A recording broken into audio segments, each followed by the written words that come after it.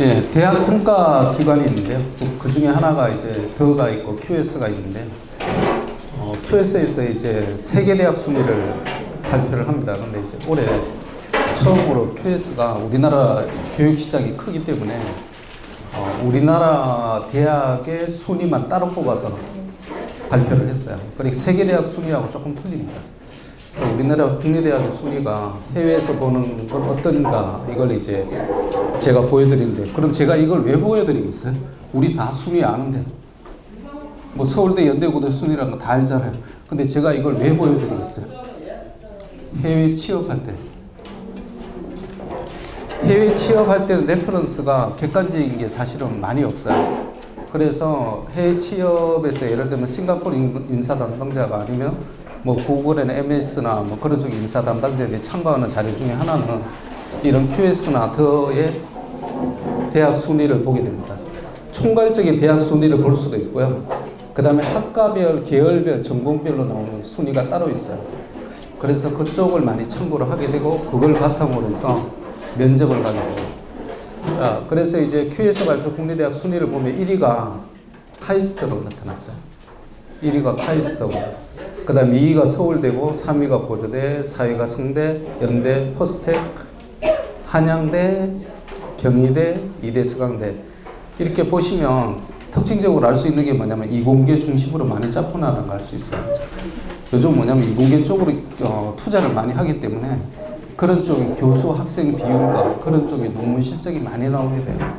그래서 이걸 보면 다분히 인문계열보다는 이공계열 성향 쪽으로 투자 지표를 많이 참고를 했다는 걸 느낄 수가 있습니다. 그러면 이게 거의 이공계 순위하고 일치를 하게 되는데요.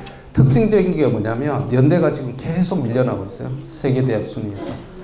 그래서 연대에서는 처음에 이런 세계대학 순위를 굉장히 무시를 했었습니다. 왜냐하면 뭐 이게 우리나라 평판도를 보면 항상 서울대, 연대 이렇게 가거든요. 그러니까 그걸 이쪽에서 아무리 해봤자 뭐 별 수 있으려니라고 생각을 했는데 이게 생각보다 굉장히 악영향을 미쳤어요. 고대하고 연대하고 그런 면에서 굉장히 차이가 나는데요. 고대에서는 이걸 보니까 성대에 계속 밀렸어요. 그래서 우리가 실제로 그렇지 않은데 왜 이럴까 그러면서 그쪽에 대한 투자 지표를 참고를 해서 조금 돈을 썼어요. 그러고 나서 보니까 고대가 성대 위로 계속 작년부터 올라오기 시작했습니다. 그래서 연대는 작년 말부터 이제 총장부터 시작해서 학교 관계자들이 이런 쪽에 순위에 신경을 쓰겠다고 얘기를 했으니만큼 아마 이 순위가 지금보다는 좀 올라올 것 같아요. 지금 보면 성대도 뒤져 있잖아요. 그죠? 그래서 서강대는 추세적으로 보면 현재 한 3년 정도 된 것 같아요. 추세적으로 보면 세계대학 순위에서 한 52에서 102 정도까지 차이가 납니다. 어느 학교하고 차이가 나냐면 성대하고 차이가 나요. 그래서 서강대는 실제적으로 메인스트림에서 좀 물러나는 경향이 있습니다. 투자 안 한다는 얘기죠. 그래서 왜 투자를 안 하는지 제가 뭐 속사정은 알 수가 없는데요. 한국 가톨릭 교회 소속이잖아요. 로만 가톨릭 교회가 아니라 한국 가톨릭 교회이기 때문에 한국 가톨릭 교회에서는 합격을 많이 갖고 있습니다. 서강대가 좀 우선순위에 밀린 거 아닌가 이런 생각을 해요. 그 다음부터는 우리가 아는 그 순위 그대로 나타납니다. 어머님들이 생각하시는 순위는 여기까지죠. 뭐 여기 11위부터 뭐 우리가 이걸 왜 신경 써야 돼? 지금 속으로 그렇게 막 생각하실 거야. 서울시립대가 있고 경북대가 있고 인하대가 있는데 왜 우리가 이 대학을 왜 신경 쓰지 마세요. 안 쓰셔도 돼요. 사실은 여기까지만 신경 쓰실 거예요. 한 요 5등까지. 지금 포스텍이 많이 내려갔어요. 포스텍. 옛날에 포스텍이 항상 보면 카이스트 포스텍 아니면 서울대 카이스트 포스텍 이렇게 했거든요. 근데 요즘은 확실히 연고대 성대 확 뒤지더라고요. 그 원인은 포스텍 자체 내에서 있는 것 같습니다. 그러니까 옛날에는 박태준 초대 사장이 계실 때는 굉장히 투자를 많이 했는데요. 요즘 이게 포스텍이 공기업도 아니고 사기업도 아니고 좀 어중간하게 됐어요. 그래서 자체적으로 투자를 하기가 좀 힘든 상황에 있지 않나 이런 추측을 해봅니다. 이 상황은 포스텍은 당분간 변하지 않을 것 같다. 예, 그 다음에 이제 취업률로 보겠습니다. 우리가 대학에 기본적으로 하는 건 평판이 어떤가라는 거고 실리적으로는 따져가면 취업률을 봐야 되거든요. 2017년 취업률하고 2016년 졸업생들 취업률하고 제일 큰 차이가 뭐냐면 지금 2016년에서 서울대, 연대, 고대가 전부 70% 이상이었죠. 그죠? 일제히 전부 70% 밑으로 다 들어갔어요. 68, 68, 68. 성대는 76에서 약간 떨어 75를 계속 유지를 하고 있습니다. 그래서 지금 현재 메인스트림 11개 대학 기준으로 해서 보면 70%를 넘어가는 학교가 유일하게 이 학교밖에 없어요. 현재로는. 그래서 이 성대가 왜 이렇게 올라갔을까는 공대하고 그다음에 이제 경영경제 그다음에 뭐 우리가 말하는 글로벌이라고 이름부터 그런 쪽에 취업률이 굉장히 좋습니다. 그러다 보니까 그쪽에서 취업률을 많이 당긴 것 같아요. 이대는 생각보다 선방을 한 겁니다. 이게 62.7%가 어디보다 높은 거냐 하면 실제적으로 한국외대보다 높은 수치거든요. 이대도 간호학과나 뭐 의대 이런 쪽이 있어서 그렇지 실제로 그걸 빼고 나면 실제 취업률은 50% 전후입니다. 인문계열 쪽은. 한국외대는 낮을 수밖에 없는 게 공대가 약하잖아요. 그 다음 의대도 없고. 그러니까 전부 인문계열 중심으로 편성이 되어 있기 때문에 취업률 조사해보면 항상 밑으로 떨어져요. 뭐 다른 학교도 사실은 인문계열만 취업률 조사해보면 별로 다르지 않을 겁니다. 한국외대에서 취업률이 제일 높은 학과는 베트남어과하고 아랍어과예요. 82%뭐 이렇게 나타나는 거예요. 실제적으로 그쪽은 한국외대에서는 특수학과를 졸업해서 취업 못한 학생이 없어요. 심지어는 스칸다네비아과까지 포함해서 인도 말레이어과 졸업해도 취업은 다 합니다. 그래서 취업을 생각하시면 그래서 명덕외고 학생이나 뭐 이런 쪽에 외고 다니는 학생들이 나중에 생각을 막 하는 게 뭐냐면 서울대, 연대, 고대가 물론 좋긴 하겠지만 나중에 내 인생을 좀 이렇게 뭔가를 설계를 하고자 이렇게 봤을 때는 오히려 한국외대가 낫지 않나 이런 생각을 하는 학생들이 있어요. 그래서 좀 남들이 하지 않는 그런 쪽에 특수를 전공을 해서 그쪽에 가서 무슨 사업을 하고 싶다든지 뭐 이런 생각을 하는 학생들은 한국외대 그쪽을 많이 지원을 합니다. 그리고 실질적으로 한국외대를 이끌어가는 성장 동력원이 통번역 쪽하고 그쪽이에요. 특수학과 쪽이에요. 그래서 한국외대가 그런 면에서는 지금 오늘 오신 학부모님들이 전부 인문계열 성향 쪽이라는 걸 대부분이라는 걸 제가 가정해서 드리는 말씀이에요. 이공계 쪽 생각하시는 어머님들하고는 조금 시각이 틀립니다. 이공계 쪽 학생들을 위한 것은 제가 하나고나 그다음 두 번째 전국권 자사고 때 다 말씀드렸거든요. 영재고 때도 말씀드렸고 오늘은 인문사회계열 중심으로 제가 말씀을 드리고자 합니다. 그래서 4년제대 학과 계열별 취업률을 이렇게 보면 뭐 문성입니다 이런 말 하잖아요. 그죠? 죄송해요. 저는 문과생이에요. 뭐 이런 말 하는 거예요. 뭐 실제적으로 그렇습니다. 지금 제일 높은 게 유아교육이에요. 유아교육학과는 왜 제일 높을까요?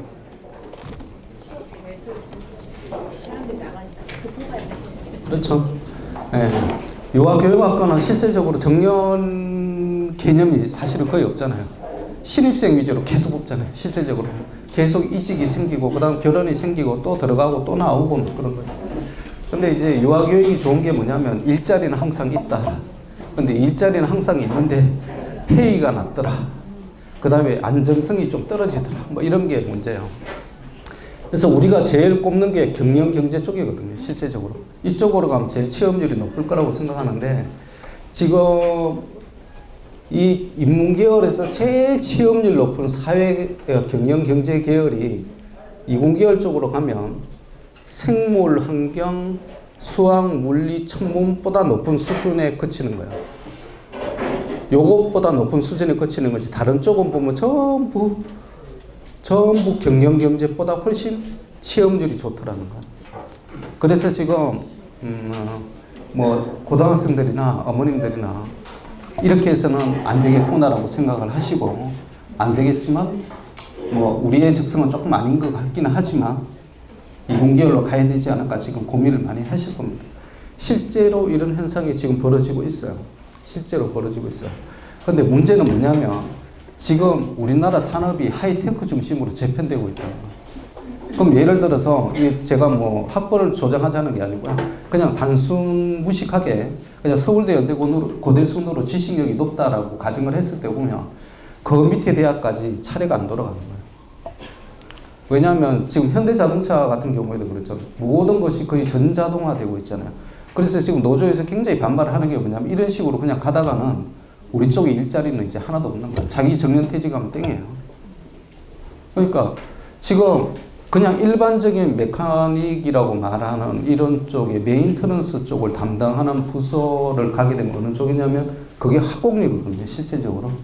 화공이고 전기전자, 우리가 말하는 이게 세 개 계열이 제일 취업이 잘 되는데 현재 이 세 개 계열이 전부 메인터넌스 중심이에요. 그러면 앞으로는 이 메인터넌스 중심은 내가 진짜 크리에이티브한 사고력을 갖고 있지 않으면 실제적으로 대기업 들어가기 학과가 암만 좋아도 힘들다. 그래서 제가 보면 우리나라 주식시장을 제일 빨리 냄새를 맡는 게 큰 손이라고 그러잖아요. 교육시장의 제일 큰 손은 학부모들이거든요. 그러니까 학부모들이 제일 빨리 움직여요. 그래서 지금 움직이는 게 어디로 움직이냐면 이공계로 움직이고, 그 다음에 안정성을 생각하다 보니까 의학계열, 간호학계열 쪽으로 움직이고, 그 다음에 이쪽이 아니다 싶으면 공학계열 중에서 학벌 위주로 움직여요. 그게 지금 현상입니다. 대입에 나타난 현상인데 우리만 그런 게 아니다라는. 미국도 쏠림 현상이 일어나고 있어요. 우리가 말하는 IB나 IB 플러스 대학 쪽으로 계속 쏠려요. 왜? 이게 안정성을 담보를 해줄 거라고 생각을 해요. 그래서 지금 아이비리그 쪽에 있는 콜롬비아 대학의 합격률이 6%고요. 브라운이 8.4%, 예일이 6.4%고 하버드가 5.3%예요. 서울대는 14.0%예요. 서울대는 이런 쪽의 대학에 비해서 아직도 2배 정도 널널한 거예요. 그래서 특정 뭐 이렇게 말씀드려서 좀 그렇지만 하버드 대학 입학생들의 평균 IQ가 128이면 서울대 학생들은 117 정도예요. 그게 이 두 학교의 질적인 차이를 그대로 얘기를 해줍니다. 그러니까 하버드나 예일이나 이런 쪽은 사실은 애들이 거의 우리가 뭐 내색 프로그램 이런 거 나오잖아요. IB 쪽으로 갔다는 얘기는 실질적으로 굉장히 우수한 학생인데 그 중에서 우리가 그냥 IQ로 따졌을 때 서울대 학생들보다 더 높은 경우가 많다.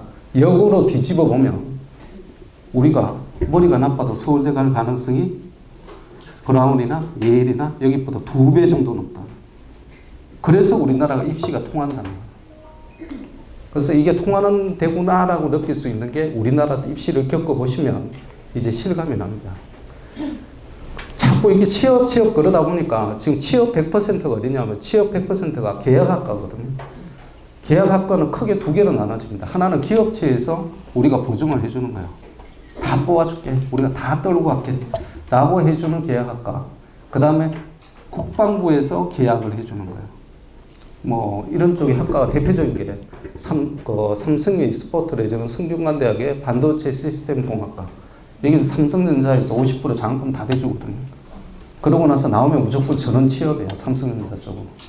근데 이게 삼성이 보니까 반도체 쪽에 인력이 너무 부족한 거예요.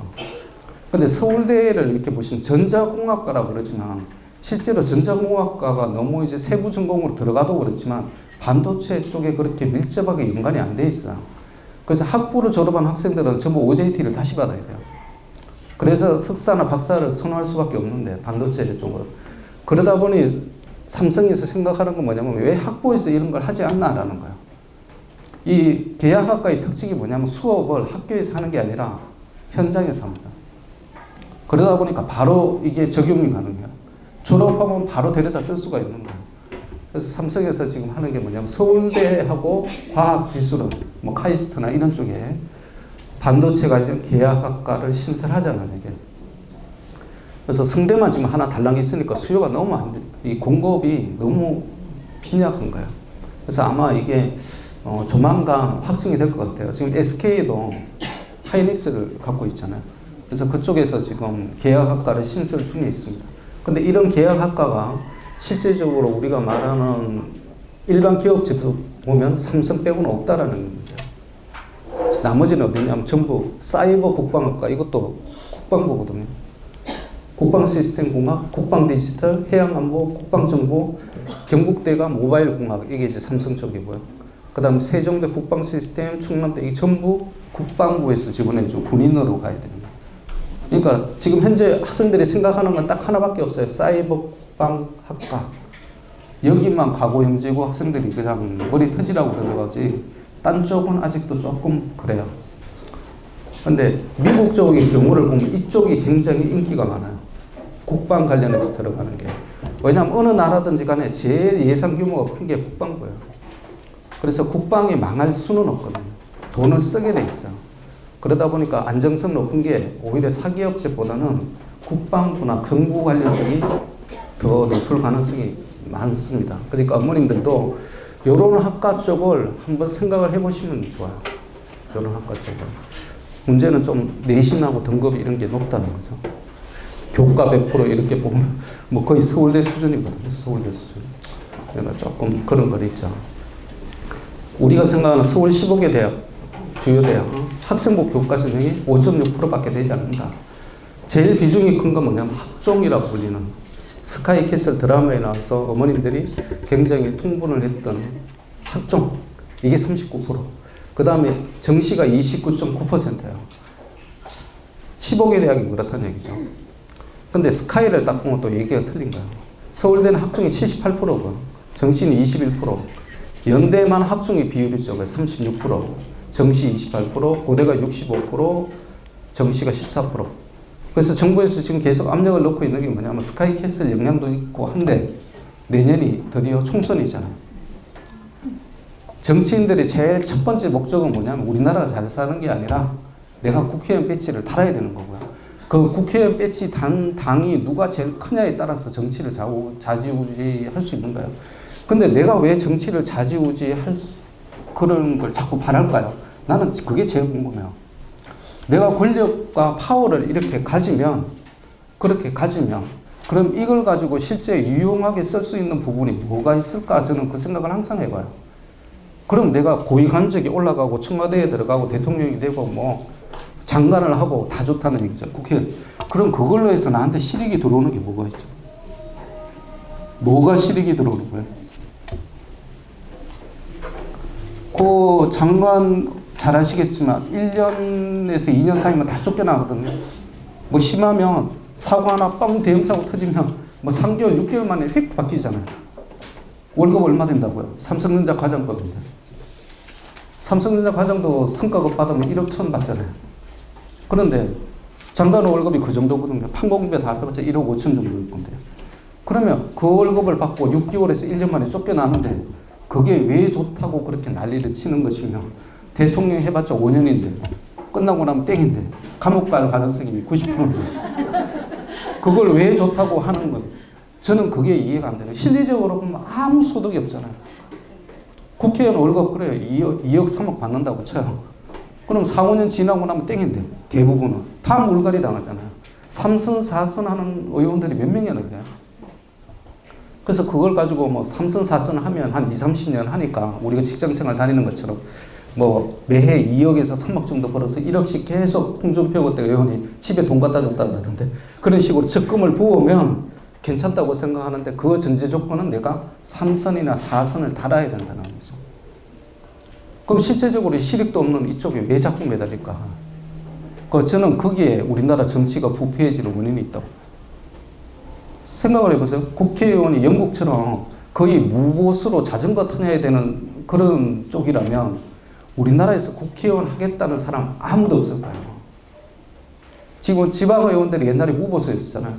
그걸 연봉을 4천에서 5천을 주고 판공비를 또 주고 해외여행 가면 지원비를 주고 나니 그러니까 정가자들이 전부 지방의 시의원 되려고 난리를 치는 거죠. 뭔가가 있는 거잖아요. 예를 들면 지방 시의원을 전부 무보수로 다 돌려버려요. 그 다음 사무실도 니네들이 알아서 내.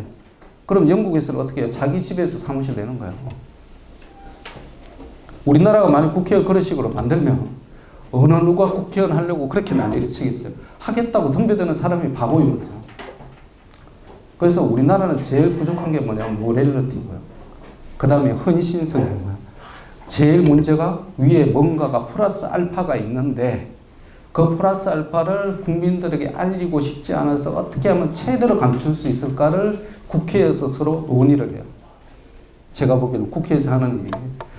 근데 교육기관이 그렇게 해서 안 된다고 생각했던 게 우리나라 민족주의 교육입니다. 제가 뭐 말이 조금 어긋나는데 서울대에서 항상 하는 말이죠. 서울대에서 관계자들이 뭐라고 얘기를 하냐면 우리나라의 미래가 어떻게 될 것 같아요? 라고 물어보면 고개를 들어 관학사를 쳐다보라는 얘기가 있어요. 얼마나 금방지 말이에요. 우리나라의 미래가 어때요? 라고 외국 사람이 한국의 미래가 어떻습니까? 물어보면 아무 말 하지 않고 관악산을 가리키는 거예요. 우리가 저쪽 관악산 있잖아요. 관악을 보세요. 관악 보면 뭐라고요? 그 등산로 있고 그런데 뭐 그거밖에 더 있나? 그 서울대 보라는 얘기잖아요. 딴 데 볼 필요 없이 서울대를 보면 그 나라의 미래가 보여요. 그럼 우리나라 서울대 보면 어때요? 사고 치는 대부분의 국회의원이 서울대 출신이에요. 김영삼 대통령이 IMF 들어갔잖아요. 서울대 철학과 출신입니다. 서울대 출신이 우리나라에게 좋은 영향을 끼친 게 한 번도 없었어요. 그래서 제가 보기에는 이걸 이제 선진국에서는 잘하는 것 같아요. 교육하고 이걸 같이 연결을 시켜요. 한 번 우리나라에서 그걸 했었습니다. 어느 학교에서 실험을 했냐면 민사고에서 실험을 했어요. 그래서 민사고에서는 처음에 돈이 있을 때 등록금을 안 받았어요. 공짜로 다 다녔잖아요. 학교 공짜였어요. 공짜인데 누가 제일 많이 들어왔냐면 강남 쪽 학생들이 제일 많이 들어왔어요. 돈 제일 많은 학생들이 공짜로 그 학교를 다닌 거예요. 그래서 그 학교에서 생각한 게 뭐냐면 우리나라 서울대를 보내보니 정치가 제대로 되고 경제가 제대로 되는 게 아무것도 없다라 어디를 보내야 돼? 미국 쪽이나 유럽 쪽을 보내야 되겠다. 왜? 그쪽은 고등교육기관이 그런 쪽으로 민족주의에 같이 연계가 되더라는 거죠.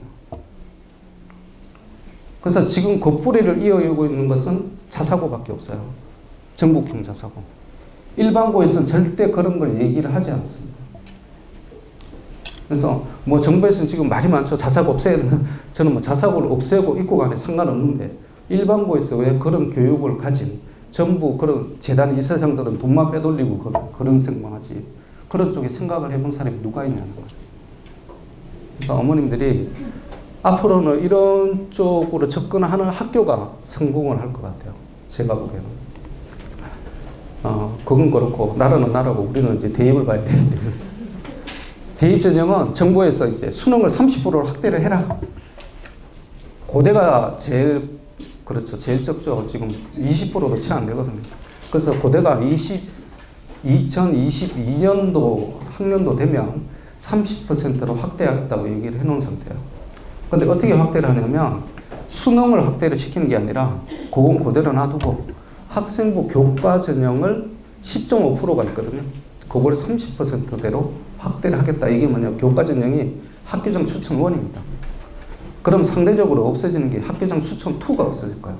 학교장 추천 1과 2의 그 차이점이 뭐냐면 똑같이 학교장 추천을 맞는데 그래서 서류하고 면접의 비율이 틀린 거예요. 이쪽은 100% 1단계로 뽑을 때 학생부 있는 내신만 봅니다. 근데 2는 서류를 보고 있잖아요. 그래서 이 2를 잘라서 이쪽으로 넘기겠다는 거예요. 그러면 이제 고대가 일반고 학생들을 많이 받을 수 있는 터전이 마련이 됩니다. 그러나 마나 우리 쪽에는 전혀 뜬구름 없는 얘기예요. 아무 필요가 없어요. 30%로 확대를 해봤자 고대에서 30% 확대해봤자 저쪽에 들어가려면 예를 들면 한가람이나 목동고에서 아니면 신목고에서 1.1 찍어야 돼요. 많이 그쪽으로 가려면. 어머님들이 한양대 별 볼일 없다고 그러잖아요. 그죠? 지금 많이 인기가 떨어졌잖아요. 한양대가 학생부 교과로 뽑았을 때 1.89 이상 넘어가는 학과가 하나도 없었어요. 1.89 위로 가면 제일 밑이 건축공학인가 뭐 그런데 다 떨어진 거예요. 그거 다 떨어져요. 파이낸스 금융학과라고 있습니다. 한양대에서 인기가 좋은. 학생부 교과로 보면 1.3이 나와요. 그러면 1.3이 어느 정도 수준이야? 지금 뭐 별로 뭐 1.3인가 보다 이렇게 생각이 드시잖아요. 그죠? 양정이나 한가람이 전교 1등이 보통 1.5에서 1.7이에요. 그러면 얘가 1.3이라는 얘기는 뭐냐면 한가람이나 목동이나 진명에서 얘가 콩차 빡 튀어나가지고 1학년 1학기부터 3학년 1학기까지 지원서 다 쓸 거예요. 그걸 전과목에. 그게 1.3 이렇게 들어가는 거예요. 시골에서는 그게 1.0으로 나타나요. 경쟁자가 적으니까. 그래서 서울대 직윤으로 가는 마지노선은 1.1입니다. 그래서 뭐 이쪽 서울 지역에 자사고 쪽에 가서 그래 너네들 지원해. 서울대에서 직윤 아무리 지원하라고 그래도 뭐 서울대 입학부 물어보면 그래. 학교별로 우리가 언제 차이를 뒀니? 특목고는 안 된다는 건 확실해요. 근데 나머지 자사고 입장에서 야, 그 서울대 뽑아주지도 않잖아요. 그러잖아요. 그럼 서울대는 그래요. 지원하라니까. 그 지원하면 뭐야? 직윤이라면 내신은 거의 90% 보는 건데 쭉 보면 서울 지기 학생들이 직윤에 들어갈 가능성은 거의 없어요. 특히나 강남이나 목동에서는. 그러니까 이제 그 예서 같은 애가 왜 기를 쓰겠어요? 무조건 전교 1등 만점을 다 받아야 되는, 그럼 그게 뭐냐? 1.0이에요. 그런 걔는 서울의대를 가요. 서울의대를 가요. 서울의대를 갈 수 있는 길이에요, 그게. 자, 그 다음 기타 대학을 보면 동대, 연대가 27%, 숙명여대 25% 조금씩 다 부족하잖아요. 지금 이쪽 대학에서 어떻게 되는지는 어머님들이 신경 쓰실 필요도 없어요. 왜? 안 갈 거니까. 우리는 이 대학 안 갈 거니까 연대 하나만 빼고, 연대는 어떻게 가느냐 하면 논술을 잘라서 수능으로 넘길 것 같아요. 정부에서 계속 수능 쪽으로 확대를 하라 그러니까 다른 대학에서 그냥 그래 논술이 있잖아요. 그래 잘 됐다. 어차피 논술도 없애라고 그러거든요. 그럼 논술이나 수능이나 사실은 비슷하잖아요, 성격이. 그럼 이걸 그냥 그쪽으로 넘기면 되는 거예요. 그래서 현재 학종 중심의 입학 전형이 당분간은 그렇게 변할 것 같지는 않다라는 거예요, 결론적으로. 오늘의 메인 테마는 뭐냐면 한가랑구와 명덕외고의 비교입니다. 그래서 어머님들이 항상 선생님들이 뭐라고 얘기할 때 오늘의 주제 포인트 얘기하잖아요. 그걸 머릿속에 잘 보시고 들어서 제가 말씀드리는 걸 하면 아 이렇구나라는 걸 이제 이해를 하실 수가 있을 겁니다. 예전에 보면 외고가 유리했다는 게 뭐냐면 외국어 특기자였어요. 어머님들이 아실는지 모르겠지만 옛날에 중대의학과에서 외국어 특기자 전형으로 의사를 뽑았다는 걸 아실는지 모르겠어요. 어이가 없죠. 지금 생각하면 어이가 없죠. 수학과학 인재가 아니라 외국어 특기자로 의대 인원을 뽑은 거예요. 왜 그렇게 뽑았을까요? 중앙대는 굉장히 현실적으로 생각을 했어요, 예전에. 왜냐하면 책이 전부 다 영어야. 근데 대부분을 외워야 돼. 그 다음에 이게 수학과학은 사실은 수학하고는 상관이 없어요. 의대 커리큘럼을 보시면 수학 한 과목도 안 들어가 있어요. 예전에 서울대 예과에서 한 번 딱 있었어요. 고급 수학 한 과목이 있었고 그것도 1학점이었어요. 그러니까 사실은 수학하고 의학하고는 전혀 상관이 없는 거거든요. 근데 중대에서 가만 생각해 보니까 수학은 상관없는데 뭐가 제일 상관이냐면 메모리 능력이야. 기억력이야. 수학과 학생들은 창의력은 높은데 기억력 면에서 뒤지는 거예요. 그럼 누가 기억을 잘해? 봤더니 외국어를 잘하는 애들이 오히려 그쪽을 잘하는 거야. 그래서 외국어 특기자 전형으로 의대 인원을 한때 선발을 했었어요. 그래서 말이 많았어요. 무슨 이게 말도 안 되는 소리냐. 근데 의대 입장에서 보면 사실은 의대가 중립적인 성향입니다. 인문계적 성향과 이공계적 성향이 딱 중립이 있어요. 그 실질적으로 보면 인문계 성향 가진 학생들이 의대 가서 생활을 더 잘해. 수학과학 잘하는 애들이 영재고에 가 있는 거예요. 과학고에 가 있고 물리학과에 가 있고 수학과에 가 있는 것이 이 학생들이 의대에 올 필요가 없는 거야. 근데 이제는 정부 바뀌었죠. 여론에 한번 두들겨 맞았거든요. 그러고 나서 싹 없어지고 수학과학 특기자로 다 전형을 선발하기 시작했어요. 그때부터 영재고 인기가 더 높아진 거예요. 자, 보면 외고가 인기가 높아졌던 이유가 똑같이 외국어 특기자로 한때 서울대도 특기자 전형이 있었어요. 그게 어떻게 됐냐고요? 지금 학생부 종합으로 다 합쳐진 거예요. 그래서 서울대가 특기자 전형이 학종으로 합쳐지면서 일어난 현상이 뭐냐면 전공 적합성을 굉장히 보기 시작했어요. 그래서 고대도 지금 그 얘기를 하고 있고 한양대도 그 얘기를 똑같이 하고 있어요. 학종에서 외국어 특기자 이제 계속 없어집니다. 연대도 2021년 특기자를 학종으로 이제 선발해요. 어떤 식으로 가냐면 이제 학종이 전문성과 심화성과 전공 연계성이 없으면 진짜 학종으로는 못 들어간다. 이제 그게 하나의 정형화돼 버렸어요. 고대도 146명, 114명인데 제가 말씀드린 것은 이제 특기자는 어머님들, 자제분들이 대학교 들어갈 때쯤 되면 사실은 거의 5% 전후도 안 될 거예요. 그럼 어떻게 다 가느냐 하면 학종으로 다 합쳐지는 거예요. 그럼 학종이 뭐예요? 학종에서 나의 전공 연계성이 나오지 않으면 대학교에서는 안 뽑아줄 거다. 그래서 그 부분을 지금부터 생각을 많이 해보셔야 됩니다. 자, 올해입니다. 서울대 등록생들의 고교 유형별 수시 비중 이제 합격률을 보니까 수시 비율로 일반고는 70%가 수시로 갔더라. 자사고가 제일 낮아요. 56%. 영재고는 92.8%, 외고가 75%, 가고가 95%. 이쪽이 대부분 이게 수시 중심의 학교라는 거예요. 우리가 말하는. 이게 70%라는 건 뭐냐면 수능 비율이 20%잖아요. 딱 거기에 맞춘 거예요. 일반고는. 자기네들이 들어간 학생들 비율을 보니까. 자, 고교 유형별 보겠습니다. 19, 18년도 이렇게 본 거예요. 일반고가 비중이 50%였어요. 비중이 50%. 그러면 59만 명이 시험을 친 거였거든요. 2019년에 수험생 인구가 59만 명이었어요. 그럼 59만 명 중에 일반고생이 몇만 명이어야 되냐면, 뭐 50.9% 그대로 말하면, 뭐 한 30만 명이 조금 안 되는 인원 중에서 얘네들이 몇 명이 들어갔다고요? 1,700명. 근데 실제로 보면 자사고, 영재고 이쪽 다 합해가지고 11,000명이에요. 지방 쪽에 다 합해서. 지방을 빼고 나면 실제적으로 6,000명 정도 돼요. 그 6,000명 중에서 얘네들이 1,600명 들어갔다는 거고, 이쪽은 어떠냐면 11,000명을 제외한 58만 명 중에서 얘들이 1,700명 들어갔다. 그러니까 지금 막 사교육 없는, 걱정 없는 세상에서 입에 거품을 부는 게 너무 언밸런스가 나잖아요. 그죠? 자, 그래서 아무튼 이런 쪽으로 이제 이쪽 학생들이 50%라는 것은 실제적으로 보면 얘네들이 거의 다 장악을 했다. 일반고 50%까지 올라온 것도 뭐냐면 지역 균형 선발 때문에. 지균을 빼고 나면 실제적으로 거의 없었다. 서울대만 그러나요? 고대도. 고교 추천 후원을 보니까 내신 중심이거든요. 1단계 학생부 교과로 100% 뽑는다고 그랬어요. 이 학교를 보니까 일반고 90.5%죠. 당연히 이쪽에서는 명함도 못 내미는 거예요. 고교 추천 2도 보니까 이게 이제 반쪽인데요. 1단계는 학종식으로 서류를 뽑는데 2단계에서는 1단계 점수가 50%, 면접이 50% 가기 때문에 실제적으로는 좀 자사고 편향하고 그다음 일반고하고 좀 절충형으로 이렇게 만들어 놓은 거예요.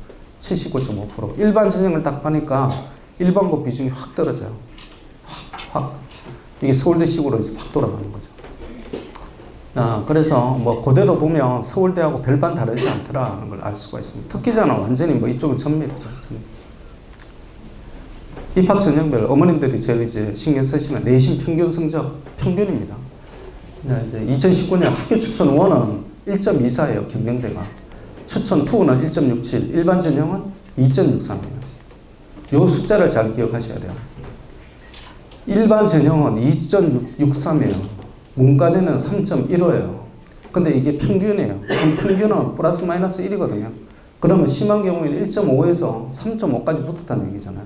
그럼 어떻게 보시면 되냐면 우리 학생이 가는 학교가 플러스 마이너스 1, 아웃사이드 바운더리에서 3.5 정도 전후로 해서 고대를 많이 붙었는가를 보면 이 학교가 수시에 강한 학교인지를 알 수가 있어요. 근데 우리 학교 학생들이 고대를 간 경우를 보니까 마이너스 1을 해서 일반 전형에서 1.5 선에서 거의 학종으로 다 갔더라 그러면 그건 별반 수시에 메리트가 없는 학교예요. 그냥 일반적인 평균으로 가는 거예요.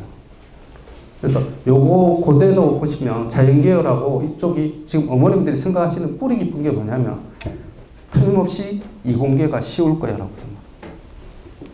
이공계가 더 높습니다. 내신 평균이 이공계가 더 높아요. 더 들어가기가 깐깐해요. 요거 잘 보셔야 됩니다. 이공계가 내신이 왜 높을까? 일반고 때문에 높아지는 거야. 일반고 때문에. 그거 잘 보셔야 됩니다. 영재고에서 서울과학고에서 고대 가려고 1.5 정도 되는 애들이 미쳤다고 고대를 가겠어요? 안 가잖아요. 그죠? 그러니까 걔네들 때문에 높아진 게 아니라 일반고 애들 때문에 다 올라간 거예요. 연대도 마찬가지인데 인문계 1.8, 자연 1.3, 의체는 뭐 볼 것도 없고요. 그다음 면접형은 이제 중간형이 있는데 특기자 2.2, 3.1, 2.9 이렇게 가더라. 근데 이제 특기자가 의체가 2.9까지 밑으로 쭉 내려가 있잖아. 왜 이럴까요? 영재고 애들 때문에. 일반고는 무조건 1.1이에요. 볼 것도 없어요. 1.1이에요. 1.1. 그럼 전국권 자사고는 그래도 1.5에서 2.04예요. 얘네들 2.0을 넘어가는 애들이 누구야? 전부 과거 영재고 애들이에요. 그쪽 애들이 연대 이쪽으로 갔을 때 특기자가 저렇게 한양대가 산무 전형입니다. 산무가 뭐냐면 면접하고 수능하고 수능 체제하고 자소서가 없어요. 그냥 학생부만 갖고 판별을 해요. 학생부만 갖고. 그래서 적성 50%, 인성 잠재력 50%예요. 그럼 적성이 뭐죠? 적성이 자기 지원한 학과와 내가 가지고 있는 성격이나 갖고 있는 지식이 얼마나 매치가 되는지 여부를 판별하는 거죠. 그 다음에 인성 및 잠재력이라고 50%라고 매겼는데 제가 보기에는 이건 아닌 것 같아요. 절대 우리나라 시스템에서 50%를 인성과 잠재력을 갖고 평가를 못해요. 학생부 아무리 뒤져봐도 얘가 잠재력이 좋다는 그런 걸 알 수가 없어요. 어떻게 알 수가 있겠어요? 면접을 해보지 않나. 절대 알 수가 없어요. 그럼 이걸 왜 쓴 거예요? 이거는 생기부를 많이 보겠다는, 생기부 비교과를 엄청 많이 보겠다. 그럼 어떤 걸 보는 거냐면 한양대 학종은 아예 그냥 딱 규정이 돼 있어요. 자기네들이 제일 많이 보는 항목, 사실은 모든 대학이 다 그렇습니다. 수장 경력 보고요, 창체 활동 보고요, 그 다음 일반 과목 세부 능력 특기 행동 특성 종합 의견이라고 돼 있잖아요. 요거 보시면 할만하겠다 생각이 드시겠지만 실질적으로 요 위에 올라와 있는 게 뭐냐면 내신 성적이에요. 요 위에 올라와 있는 게 지금 안 쓴 거지만 내신 성적입니다. 한양대는 특히나 내신에 대한 의존도가 심해요. 그래서 잘 보시면 생각보다 전국권 자사고 애들이 한양대를 잘 못 가요. 오히려 일반고 쪽에서 한대를 많이 가요. 왜? 내신은 상대적으로 높이 평가하기 때문에. 그래서 한양대를 갈 수 있는 제일 쉬운 방법, 일반고를 가서 내신을 팍 올린다. 그래서 학종으로 가든 학생부 교과로 간다. 한대는 그렇습니다. 내신, 수상실적, 세특. 이게 전공적 합성이고요. 인성은 행특하고 그 다음에 창체. 왜냐하면 행특 쪽에 보면 담임선생님들이 내신이 좀 안 좋고 성적이 좀 안 좋지만 아깝잖아요. 그러면 이제 뭐 주저리 써주세요. 얘가 뭐 앞으로 뭐 큰 일을 하려다 뭐 이런 식이야. 한마디로 보면. 근데 큰 일을 할지 뭐 작은 일을 할지 그거 누가 알겠어요. 난 책임 못 진다는 거거든요. 근데 학교에서 보면 그렇게 무책임한 말을 믿고 내가 어떻게 그 학생을 먹겠어요? 큰 일 할 거라고 뽑았더니 나중에 작은 일도 못해. 그럼 누가 심할서를 써야 돼요? 입학사정관. 입학사정관이 나중에 3년, 4년 후에 추적조사를 해봐서 얘가 성취도가 안 나타나면 그걸 A뿔을 준 입학사정관은 심할서를 써야 돼요. 근데 걔네들은 단기 계약이잖아요. 전임으로 되어 있는 학생 그 입학사정관은 몇 명 없거든요. 대부분 1년, 2년 단기 계약이거든요. 그럼 내가 계약을 못하는 거예요. 내가 왜 그런 리스크를 감안하고 왜 그 학생을 왜 뽑아야 되겠어요? 지금 잘 되어 있는 애들 많은데. 그럼 이게 대학만 일인가요?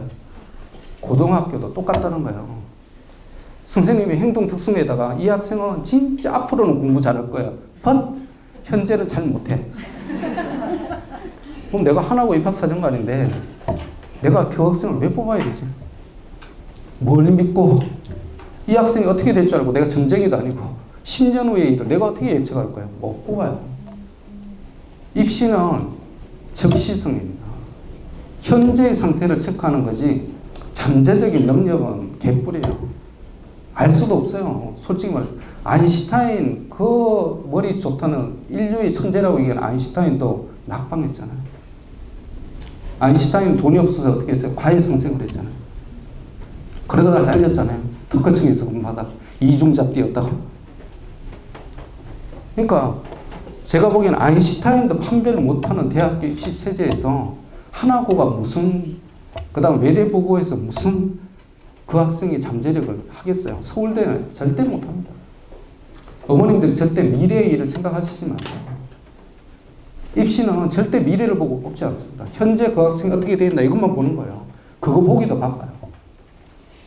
항상 드리는 말씀이지만 죄송합니다. 우리 학생이 문과인데요. 어디로 가야 되나? 그러면 이제 3학년 되면 지금 이제 막 고민하실 거야. 한가람고 간다는 애들이 생각보다 많아요.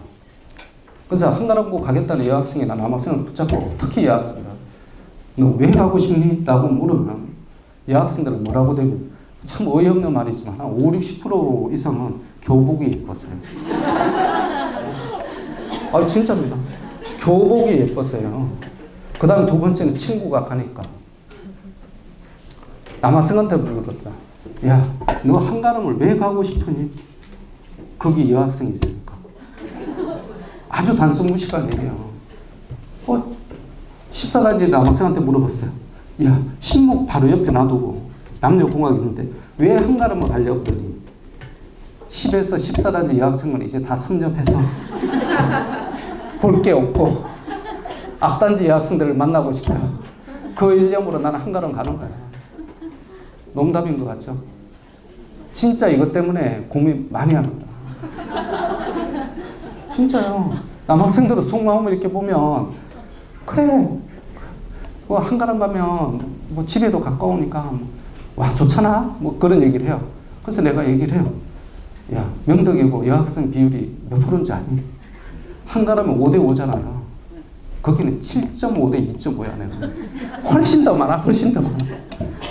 또 거기 엄마가 간섭도 못해. 왜? 기숙사니까. 거기가 꽃밭이야 꽃밭.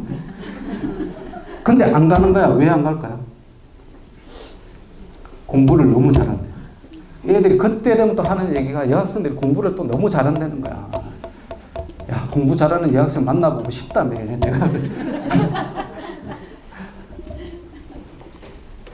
자, 서울대 진학실적 보겠습니다. 제가 1그룹, 2그룹, 3그룹 이렇게 비교를 했는데요. 실제 보면 이게 거의 맞아떨어집니다. 1그룹은 외고 국제고에서는 대원외고가 탑입니다. 볼 것도 없어요. 비슷한 학교도 없어요. 그냥 대원외고 원탑이에요. 서울대 진학은 53명이고요. 수시 비율은 62%로 갔는데 서울대 진학률이 19.2%예요. 참고로 말씀드리면 서울대 수시에서 실제적으로 현역생이 들어가는 확률이 95%예요. 재수생은 5%밖에 되지 않습니다. 재수생이 어떻게 학생부 종합을 가겠어요? 그냥 수능을 치지. 그러니까 5%도 사실은 없는 거예요. 대부분이 수시로 가는데 다 현역이다 이렇게 보시면 돼요. 그 현역 비율이 62%고 얘는 정시로 많이 갔다는 얘기죠.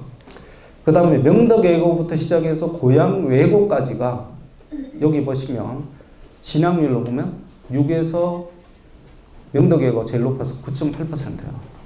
그래서 2그룹의 선두가 명덕, 한영 쪽이에요. 그 다음에 대일까지 항상 이 세 개가 같이 선두권을 형성해요. 2그룹에서. 그 다음에 경기도에 있는 경기외고, 안양외고까지가 같이 갔었는데 실제로 보면 차이가 있습니다. 내부적으로 따져보면. 그래서 안양외고는 요즘에 좀 탈락되는 분위기예요. 그 다음에 과천외고는 예전보다 많이 탈락했어요. 예전에는 이 과천이 이쪽으로 같이 갔었거든요. 근데 지금 많이 떨어졌어요. 그 다음 고양국제고가 생각보다 인천국제고나 이런 쪽이 경기도에서는 희한하게 경쟁력이 높더라고요. 그 다음 이화외고가 이 안양외고하고 같은 그룹에 있는 거예요. 과천외고와. 어머니들 이화외고 보면 아주 학교 아닌 걸로 보이시잖아요. 목동이나 전명보다 훨씬 못한 이상한 애들이 가는 학교 이화외고 막 그러잖아요. 학생들도 그런 것 같아요. 근데 보면 얘네들이 특목고 그룹에서 상그룹에 들어가는 거예요. 그 다음 어머님들이 좋아하는 한가람고, 학생들이 좋아하는 교복이 예쁘다고 찬양하는 한가람고 2.2%예요. 자, 요걸 이제 다시 보겠습니다. 2.2% 더블하면 4.6% 이화여고고요. 이화여고 4.6%에 더블하면 명덕이 나와요. 명덕에 더블하면 딱 대원이 나옵니다. 이게 더블의 법칙이에요. 이게 학생 수로 더블을 만든 게 아니라 졸업생 수 대비 진학률 하면 희한하게 거의 더블에 근접해요. 딱 더블. 명덕외고와 한가람고의 차이는 4배가 되는 거예요. 졸업생 수 대비 서울대 진학률 딱 4배가 나옵니다. 그럼 한가람이 진명보다 공부 잘할까요? 못할까요? 보통 잘한다고 생각하시죠? 진명은 이것보다 더 밑에 있어요. 목동 이것보다 더 밑에 있어요. 그러니까 어머님들이 지금 잘 생각하셔야 됩니다. 항목별로 비교를 해볼게요. 제가 이제 학교 관계자가 한 번씩 모니터링 한다는 걸 제가 알고 있는데요. 그래서 제가 이걸 뭐 H고등학교, M고 이렇게 할까 하다가 제가 했는데 왜 그러냐면 이거 제가 쓸 수 있는 게 뭐냐면 학교 자료 그대로예요. 그것도 학교에서 자기네들이 홍보하는 자료 그대로 있는 거였습니다. 제가 뭐 덧붙인 것도 아니고 홈페이지에 가면 다 나와 있으시고요. 다 할 수 있고 그 다음에 학교 알림에 가면 사실 다 나와 있어요. 제가 정리만 해놓은 겁니다. 서울대 진학 제가 아까 말씀드렸던 대로 6명, 26명이에요. 숫자로만 봤을 때. 진학률 2.2%대 9.8%고요. 수시 비율이 83%고 84. 제가 여기서 이렇게 계속 보여드리겠는데 정답은 제가 나중에 말씀드리겠지만 어머님들이 지금 내가 계속 말하고 있는데 한가람고와 차이점을 알죠. 그죠? 서울대 진학 시절에 4배 차이가 난다고 그랬잖아요. 그럼 비슷한 점이 뭘까를 생각을 해보세요. 비슷한 점이 뭘까? 경시대 개최 수 39회, 연간 40배. 신입생도 비슷해요. 280명, 여기 250명이에요. 학교 동아리 33개, 38개. 자율 동아리가 차이가 많이 나죠. 47개, 178개. 교사당 학생 수 18명, 12명. 여학생 비율 54.9%, 여기는 75%. 꽃밭이에요. 그러니까 애들이 한가람 남학생들이 심 먹고 가겠다고 덤비는 애들 있잖아요. 유배지를 그냥 확 제주가 아니라 강서로 그냥 확 보내버려야 돼요. 그래야 꼴 보기 쉽게 양천공원 앞에서 여학생들하고 손잡고 다니고 벤치에다가 여학생을 무릎 위에 앉혀놓는 그런 몰상식한, 제가 그걸 보면서 얼마나 피가 끓는지 내가 이것들이 미쳤나. 제가 이렇게 걸어가다 보면 진짜 봄 이제 어머님들 신경 안 쓰시는구나. 아직 눈에 잘 안 들어오시죠, 그죠? 이제 조금 더 있어 보세요. 한 6월 초 이렇게 되면 가관입니다. 꽃 피는 계절이잖아요. 또 그걸 얘기를 하면 또 요즘은 어른들이 맞을까 싶어서 겁이 나서 얘기도 못해요. 제가 피가 끓지만 저도 먹고 살아야 되기 때문에 부상 입으면 남은 손해니까 얘기를 안 하는데 진짜 어이없는 일들 많이 봅니다, 여기. 4년제 대학 진학률이 42%, 여기는 70%. 4년제 대학 진학률이에요. 42.5%, 69.9%. 전문대 진학률 5.3%, 0.3%. 이게 크죠. 어머님도 이거 많이 생각하시겠죠. 1년 부당 경비 548만 원, 수업료 432만 원, 학교 운영 지원비 116만 원, 요즘 좀 인상이 됐어요. 자, 명덕예고 이건 어머님들이 틀리다라고 말씀하시겠죠. 당연히 합니다. 1,459만 원은 오피셜리 언론에다가 학교 알림위에 나온 그 숫자예요. 학교 재정 그 뒤져보면 이렇게 표시가 되어 있어요. 기숙사비, 등록금, 방과 후 활동비 포함 1년 들어가는 경비가 교육비가 1,459만 원. 수익자 부담금이에요. 근데 우리가 느끼는 건 안 그렇잖아요. 우리가 느끼기에는 월 얼마 정도 들어가는 것 같아요. 이게 월 120만 원 정도 들어간다고 나와 있는 거잖아요. 그러면 얼마 정도 들어가는 걸까요? 옆에 주위에서 다 들어보면 옛날에 기숙사 없었을 때 월 200. 요즘 기숙사비 들어가서 250 그러거든요. 그게 이제 학원비가 포함된 금액이죠. 그러면 여기에 월 250 들어가잖아요. 그럼 여기는 솔직히 말하면 요거 그대로 보면 한 달에 한 50만 원이 채 안 들어가는 거거든요. 그럼 여기 50에다가 뭐가 플러스 될까요? 그렇죠. 학원비 일단 수학 플러스, 그 다음에 영어 플러스, 그 다음에 요즘 국어 플러스. 그럼 150 하면 딱 200이 나와요. 그러면 50만 원이 더 싸요. 영덕보다. 근데 50만 원을 어머님들이 몸으로 커버를 해야 되는 거예요. 어떻게? 매일 와서 애들이 짜증 부리는 거 다 들어줘야 돼요. 50만 원 내가 수당을 벌어야 되는 거야, 내가.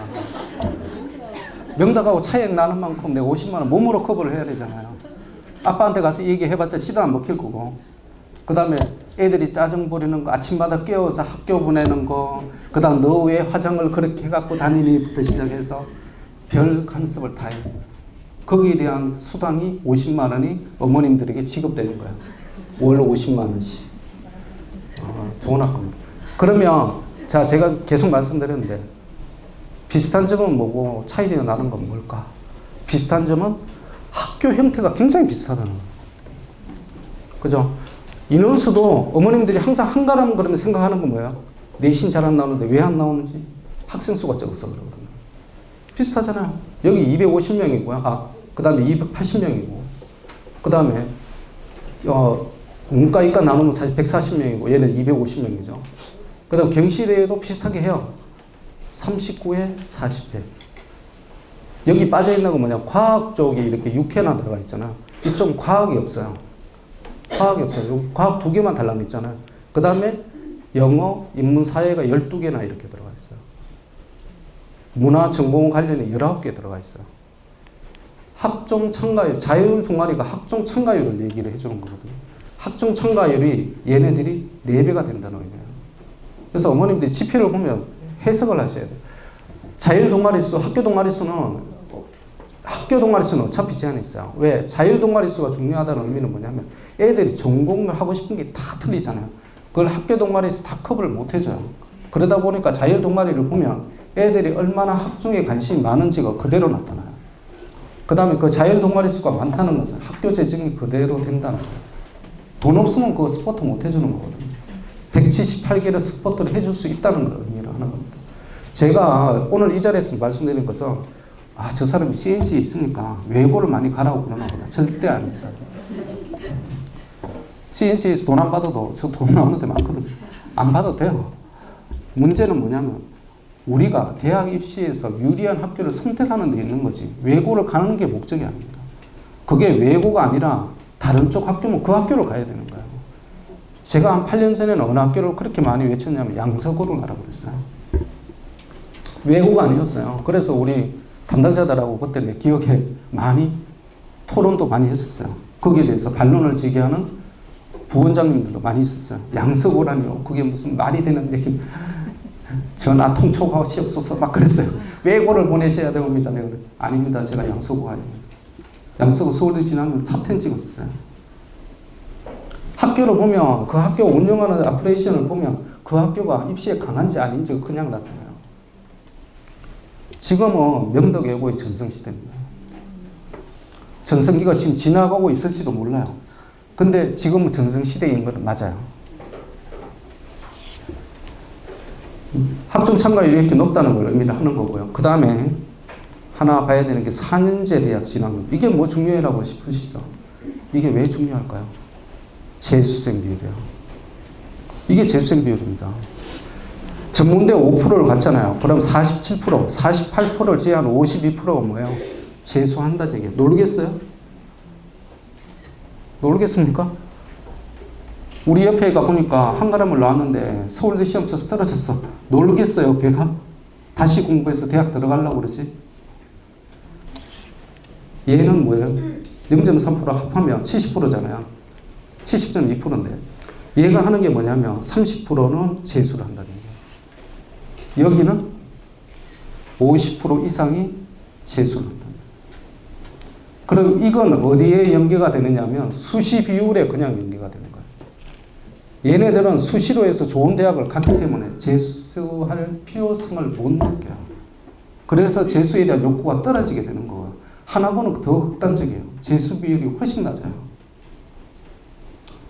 그래서 어머님들이 이 항목 1년 부당 경비 재수생 비율 요걸 잘 보셔야 됩니다. 그래서 이게 우리 학생한테 잘 맞는 학교인지 아닌 학교인지 여학생을 극도로 싫어하는 여학생 그룹이 있다고 그러나?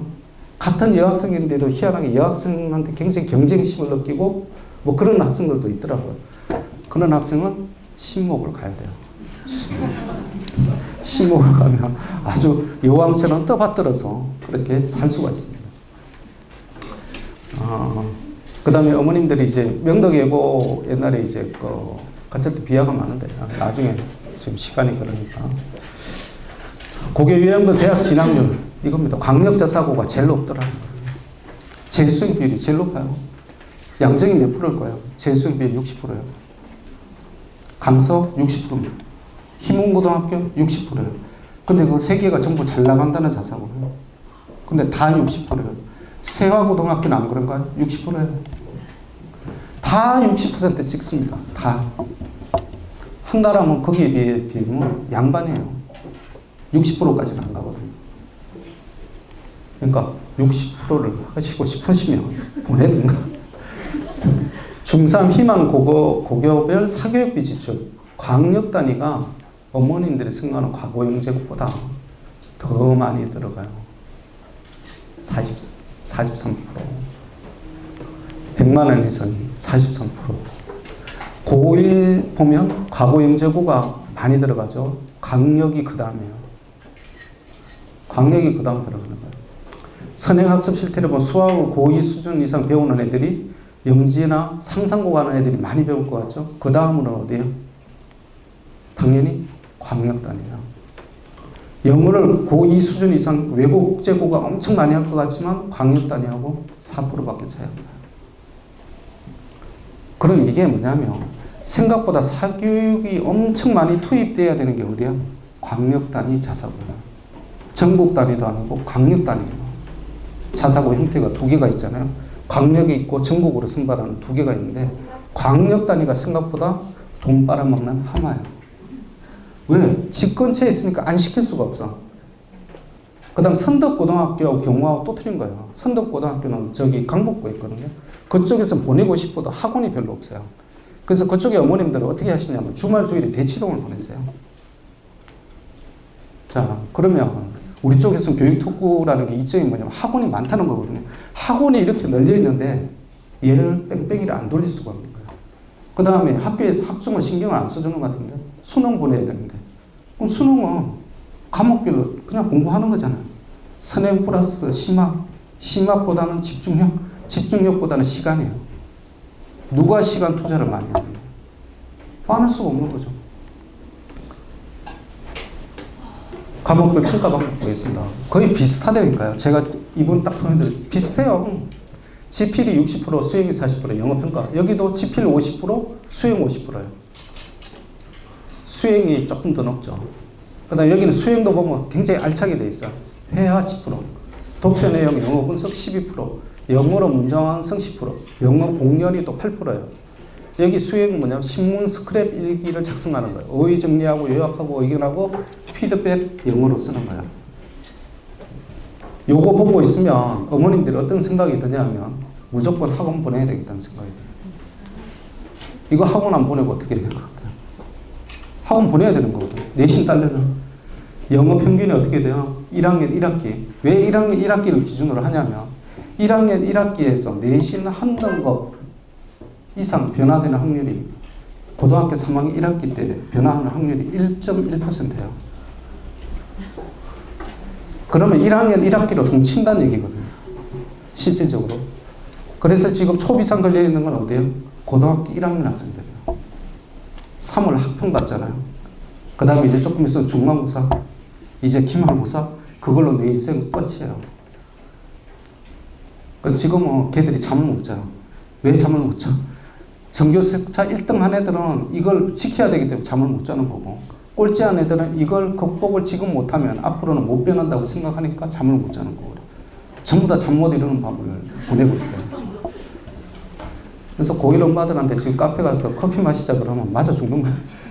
지금 어디서 지금 시국이 어떤 시국인데 내가 한가하게 제가 목동 그 대치동도 좀 그렇긴 한데 대치동은 조금 여유가 있는 것 같아요. 내가 이렇게 느껴보면. 근데 목동 어머님들은 굉장히 헌신적이다라는 생각을. 중학교 중간고사, 기말고사, 고등학교 중간고사, 기말고사 되면 카페가 조용해요. 와, 그렇게 브런치 카페 난리를 치듯이 그 엄마들 다 어디 갔어 내가. 그 엄마들 데리고 다 없어지고 굉장히 자숙 모드. 막 그렇게 생각하시는 것 같아요. 내가 평소에 놀러를 많이 다녀서 애들이 공부를 안 했던 거 아닐까? 지금 내가 시험 기간만이라도 내가 이렇게 고민한다는 모습을 애들한테 좀 보여줘야 되는 거 아닌가? 내가 지금 한가게 카페 가서 커피를 마셔? 아니지. 무릎 꿇고 기도를 해도 좀 시원치 않을 때 그냥 여기서 조용히 앉아서 TV나 보고 있죠. 발걸음을 자제하는 거예요. 제가 보면 아마 현대백화점 매출도 떨어졌을 거예요. 매출 당연히 떨어지지. 뭐 그 기간 동안에 나다니질 않는데. 하이피리온 엄마들에는 좀 올랐을까? 나머지는 빵이에요. 그래서 그렇게 많이 생각을 하는데 이게 구성을 보면 안 할 수가 없게 됩니다. 수학도 보면 수행이 48%예요. 수업 참여 프린터물이 22%, 연습 문제풀이 8%, 수학적 문제기 글쓰기 18%. 이게 한가람 보면 제가 참 보면 재밌는 게 뭐냐면 하나고에서 하는 거 다 따라해요. 다 따라요. 명덕예고에서 하는 영어 그대로 다 따라요. 그럼 이게 뭐야? 하나고의 좋은 점, 명덕의 좋은 점을 다 갖고 온 거예요. 학생들은 그만큼 어렵겠는 거예요. 좋은 거 다 갖고 왔잖아요. 그럼 어디로 직행해야 돼요? 학원으로 직행해야 되는 거예요. 내원차기는 너무 힘들다는 생각을 하게 돼요. 이쪽도 보면 수학이 50%인데 수행 구성이 수학 문제 퀴즈, 그 다음 독서 감상문이 10%예요. 수학과 관련된 책을 읽고 감상 문제죠. 1학기 수학 평균이 여기가 더 높아요. 83점이에요. 이쪽이 명덕예고가 2년 전에 88점이었던 게 79.7로 떨어졌어요. 애들이 수학 못한다는 거지. 근데 1학기가 딱 되면 여기가 거꾸로 역전이 돼요. 이제 애들이 본 모습이 드러나요. 73.1, 여기는 몇 점? 85.1 이렇게 올라가요. 이게 미적은 이공계가 아닙니다. 문과지. 지금 현재 2018년 이쪽으로 보면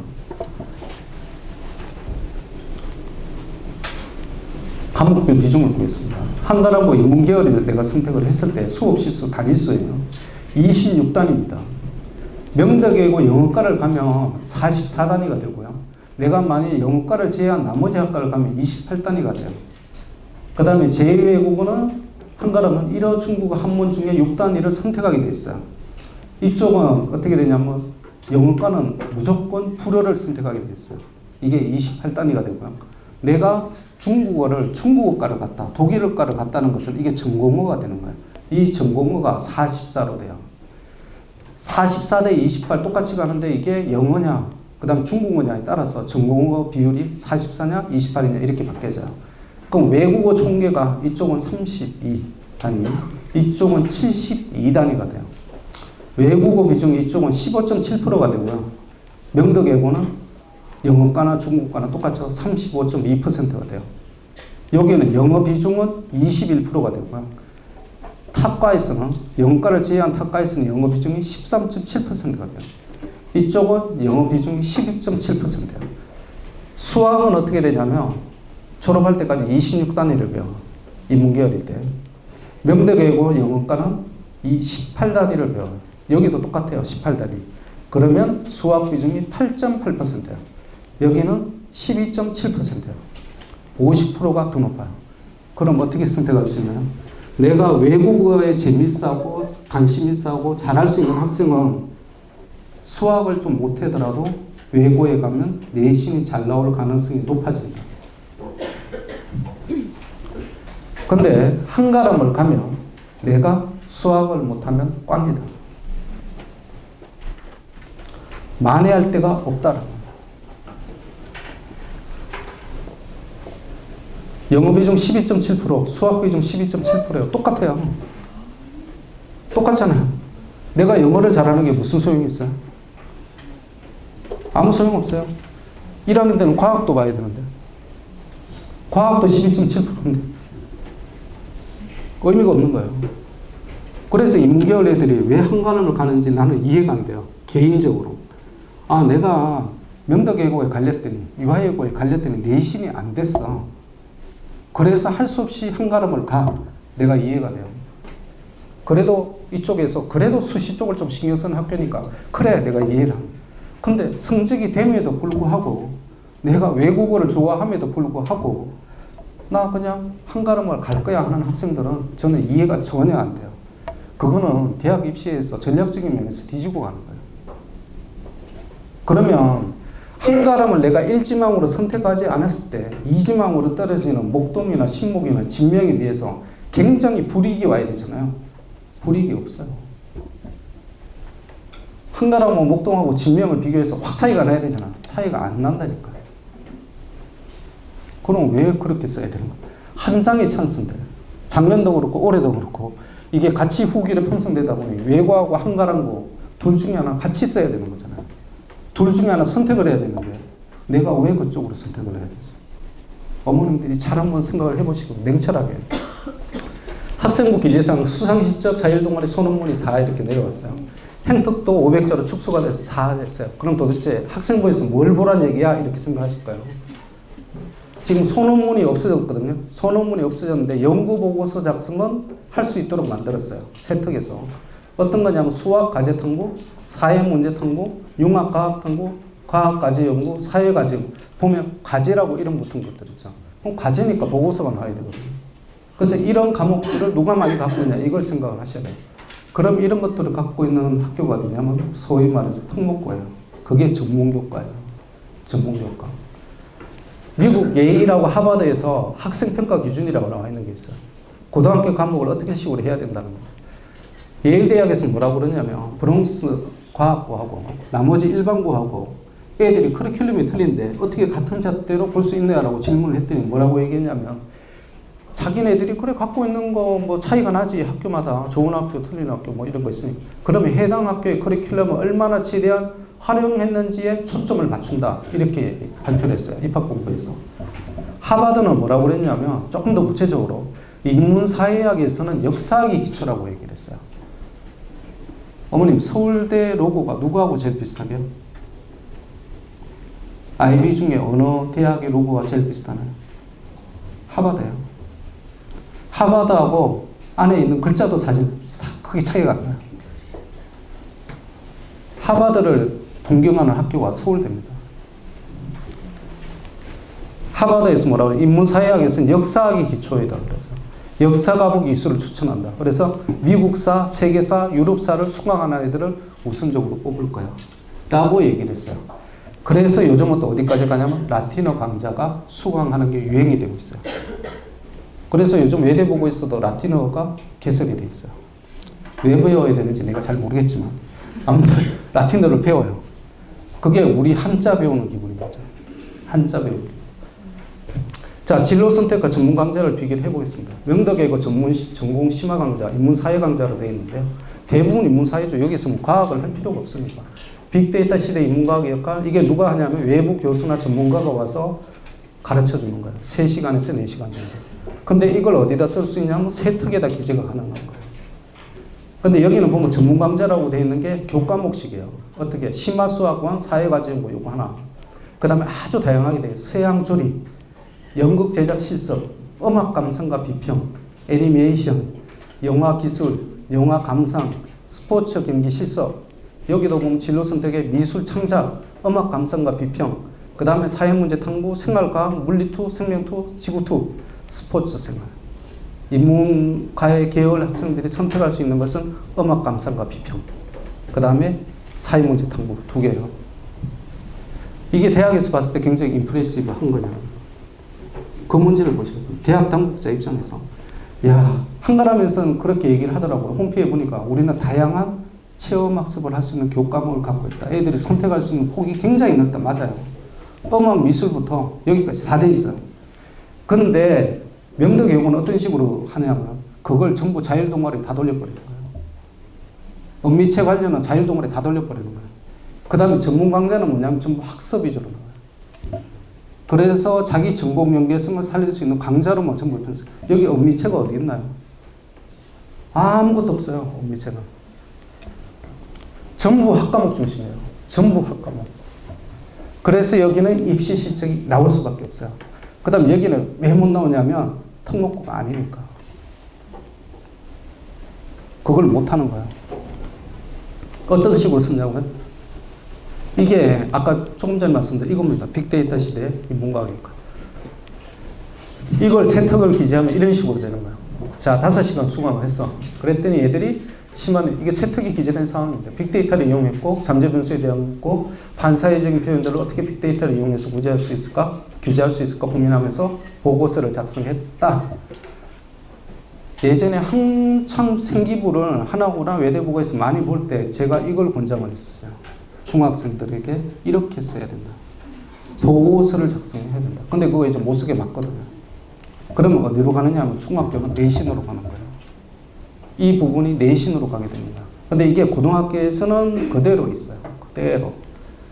독서 토론 수업을 명덕에서 교과서를 활용해서 어떻게 쓰느냐. 의도주의와 반의도주의에 대한 주제 발표를 진행을 했다. 이런 거예요. 구체적 사례를 통해서 반인도주의, 의도주의 개념을 설명했다. 의도주의가 뭐고 반의도주의가 뭔가요? 이거 교과서에 있는 거예요. 국어 교과서요. 인텐셔널은 그런 예술작품 표현이 된다는 쪽이고, 그게 표현이 안 된다는 건 반의도주의예요. 그래서 그걸 갖고 국어 과목에서 배운 걸 세특에 기재를 해준 거예요. 그러니까 이게 뭐냐면 선생님이 거기에 대해서 이게 과제를 준 거거든요. 애들 주제 발표하는 시간을 준 거잖아요. 그걸 갖고 선생님이 다 관찰 기록을 한 거예요. 그래서 쓴 거예요. 근데 왜 안 써도 되는데 되게 귀찮을 텐데 왜 안 쓸 수가 없죠? 애들이 전부 학종으로 가고 싶어 하는 거. 안 쓸 수가 없는 거지. 한가라면 왜 안 써도 돼? 내신 3등급 퍼서는 학종 못 가니까. 안 써도 돼. 그래서 세특을 빼. 그렇게 되는 거예요. 이거 홈피 그대로 제가 따온 겁니다. 한가람과 학종 합격자예요. 내신 극복 사례로 나와 있어요. 고대 일반 전형 간호학과, 정교과 3.22, 국영수과 3.2인데도 간호학과를 갔다는 거예요. 대표적인 게 뭐냐면 생명과학, 자율동아리 활동, 생명과학 경시대에 심화 과목을 고급 생명과학을 수강했다. 훌륭한 학생이에요. 굉장히 열심히 한 학생입니다. 서강대 자기주도 전형으로 학종으로 물리학과를 갔어요. 정교과 3.6, 국영수 과학이 3.58을 갔어요. 와, 정규 동아리 창의 실용 수학 있고요. 경시대에 수상했고 고급 물리 수강했고 독서 프로그램 1년간 참가했고 세 번째 학생이 경희대 네오르네상스 경제학과를 간 거예요. 이게 인문사역이에요. 정교과 4.5. 왜냐하면 경희대 경제학과를 가는데 3.0 밑으로 내려가면 학종을 일반고에서 못 가거든요. 대부분. 그런데 얘가 4.5를 넘었는데 경희대를 간 거예요. 그러니까 한가람에서 보면 얘가 얼마나 학종의 사례로 딱 들어오겠어요. 그죠? 그런데 어머님들이 그걸 아셔야 됩니다. 만일 얘가 정교과 3.0인데 3.5인데 고대를 갔으면 얘를 여기 안 썼겠느냐. 고대를 썼겠죠. 그 다음에 성대 글로벌 경영을 갔는데 글경을 갔는데 정교과가 3.5였어요. 그러면 걔를 썼을 거예요. 여기는 어때요? 고대, 서강대가 다 어때요? 이공계열이에요. 그럼 이쪽에서 추구하는 바는 60% 이상, 70%는 이쪽이라는 거죠. 이공계열. 성과가 나오는 쪽. 이쪽 성과가 만일 고대가 나왔으면 왜 안 썼을까요? 고대 당연히 쓰죠. 내가 학교 관계자 무조건 고대를 쓰는 거죠. 고대하고 경희대하고는 잽이 안 되잖아요. 명덕예고는 극복 사례가 이거예요. 서울대 경영 2.72, 2.55가 서울대 경영 2명이 합격을 했어요. 그 다음에 3등급 때는 연대, 고대, 서강대, 성대. 4등급 때는 연고대, 서강대, 성대, 이대. 5등급 이하가 서강대, 성대, 한양대, 이대, 한국외대. 여기가 6등급까지 얘기하는 거예요. 5에서 6 사이.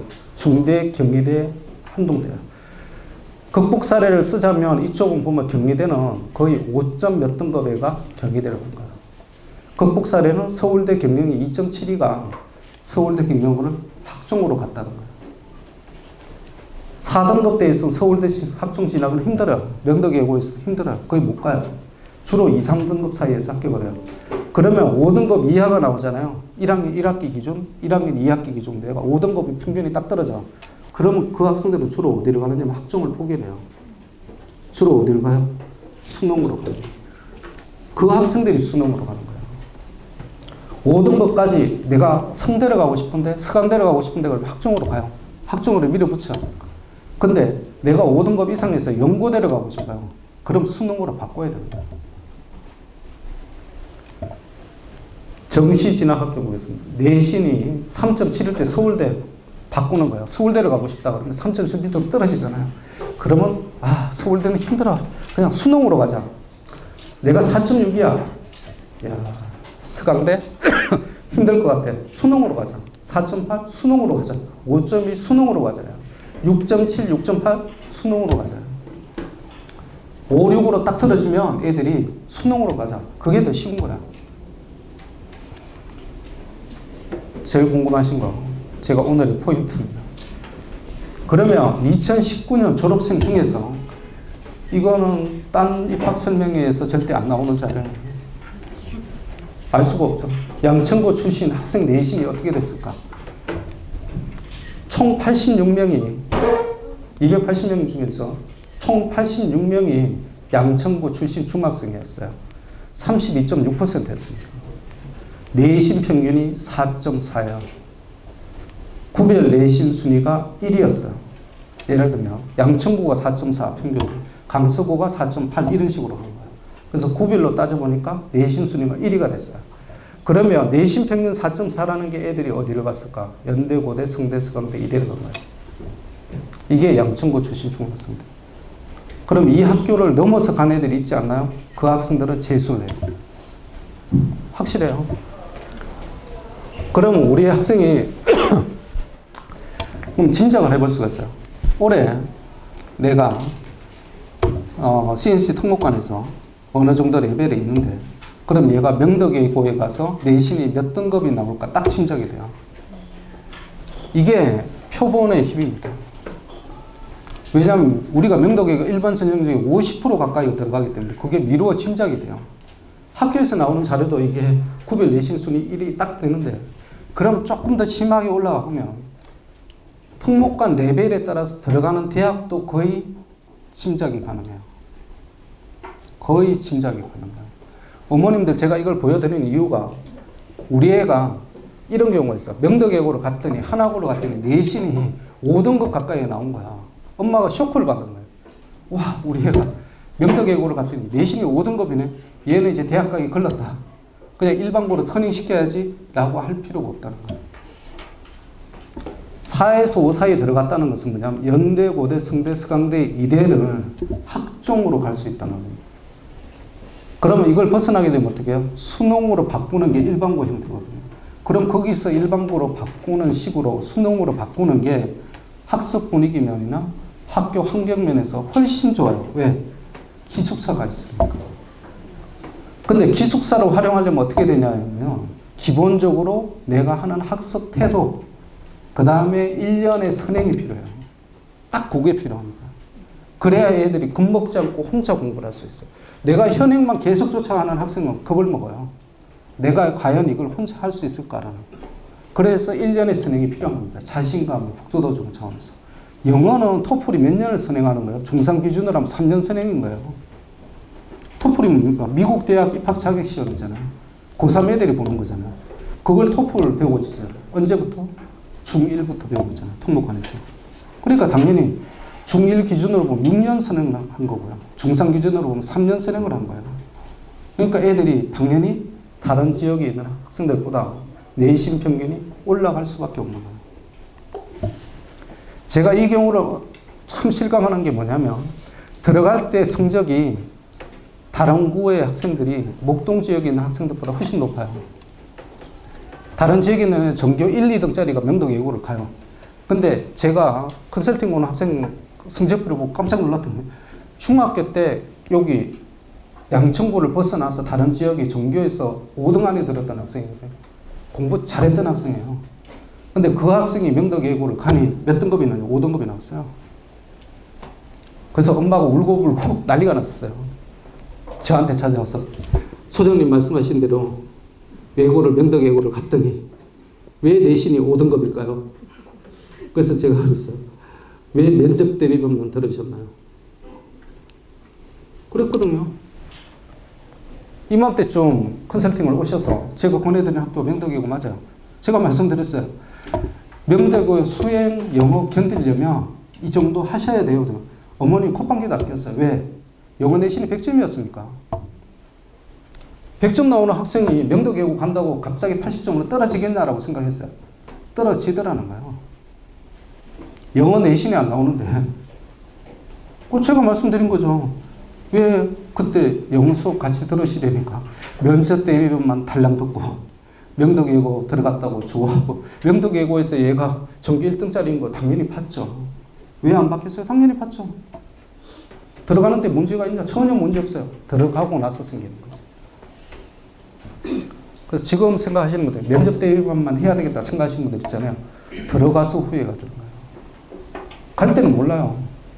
야, 명덕예고 영어과를 들어갔네. 영어과 들어간 애들은 대부분 연고대 간다는데 맞아요. 그 수준에 같이 따라갈 때. 서울대 경영 합격자 사서 보니까 어떻게 돼요? 중점 과목이 강조가 영어예요. 영어. 그 다음 수학 과목은 이런 거 발표했다는 쪽으로 끝나요. 수학 시간 베르누이 게임에 대한 발표. 중국어 이쪽으로 유학생 멘토 지원을 하고 친구가 중국어 돼야죠. 그럼 이걸 미루어 알 수 있는 게 뭐냐면 얘는 전공어가 사실은 중국어였다는 거예요. 근데 중점 강조하는 건 뭐예요? 영어 토론이에요. 이런 식으로 하는 거죠. 동아리는 뭐예요? 자기 전공 쪽이에요. 경제학과를 갔거든요. 그러니까 농업경제 동아리, 그 다음에 소비자 행동탐구 진리 탐색 활동에 의해서 지역 전문, 이게 전략이 아니라 전략 컨설턴트를 희망합니다. 그렇게 소개서를 쓴 거예요. 자기소개서를. 영어 수업이 어떻게 된다? 이런 식으로 합니다. 영시, 조사 및 발표, 학술 분야 서적이나 강연, 영상물 활용, 그 다음에 영문 심화 보고서 작성, 그 다음에 마이 빅퀘스천 발표, 영미문학 강도, 위대한 개츠비 읽기. 이게 명덕예고에서 실제 이루어졌던 영어 수업 내용이에요. 여기 문법이 어디 들어가고 독해를 몇 페이지부터 몇 페이지까지 읽으라는 게 어디 들어가냐.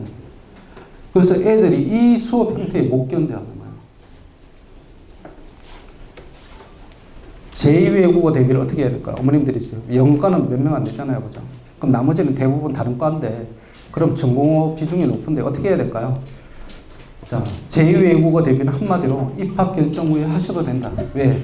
12월 초까지만 해도 이걸 독일어과를 갈까, 불어과를 갈까, 일어과를 갈까, 러과를 갈까 아직 마음을 못 정했는데 진로는 똑같은 거예요.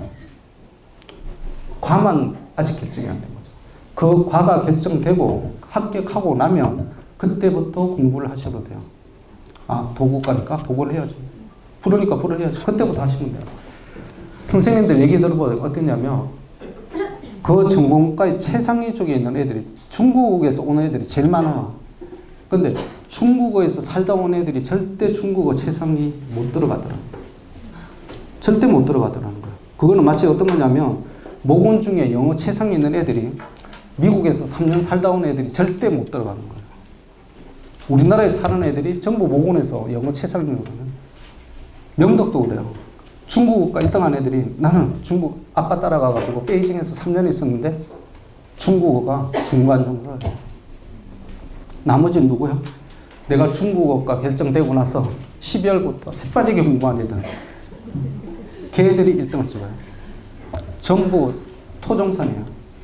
그래서 어머님들이 걱정을 하실 필요 없어요. 문제는 뭐냐면 얘가 공부할 자세가 돼 있느냐는 그게 문제인 거지. 내가 몇 년 살았다 안 살았다 그거 전혀 문제 없어. 전혀. 화교하고 비교를 하시는데 화교하고 비교하시면 안 돼. 그 걔네들 특례 외국인이잖아요.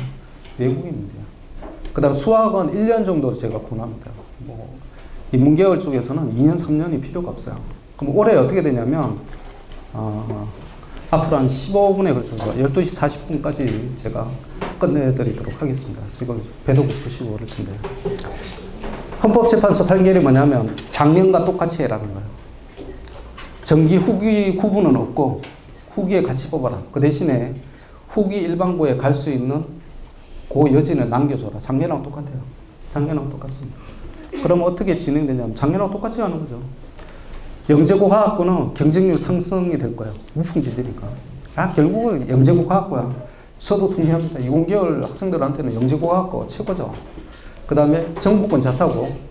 이거는 이제 어떻게 되냐면 상상고가 7월에 전부 이제 하나고를 비롯해서 한가람고까지 7월에 재지정 결과가 나오거든요.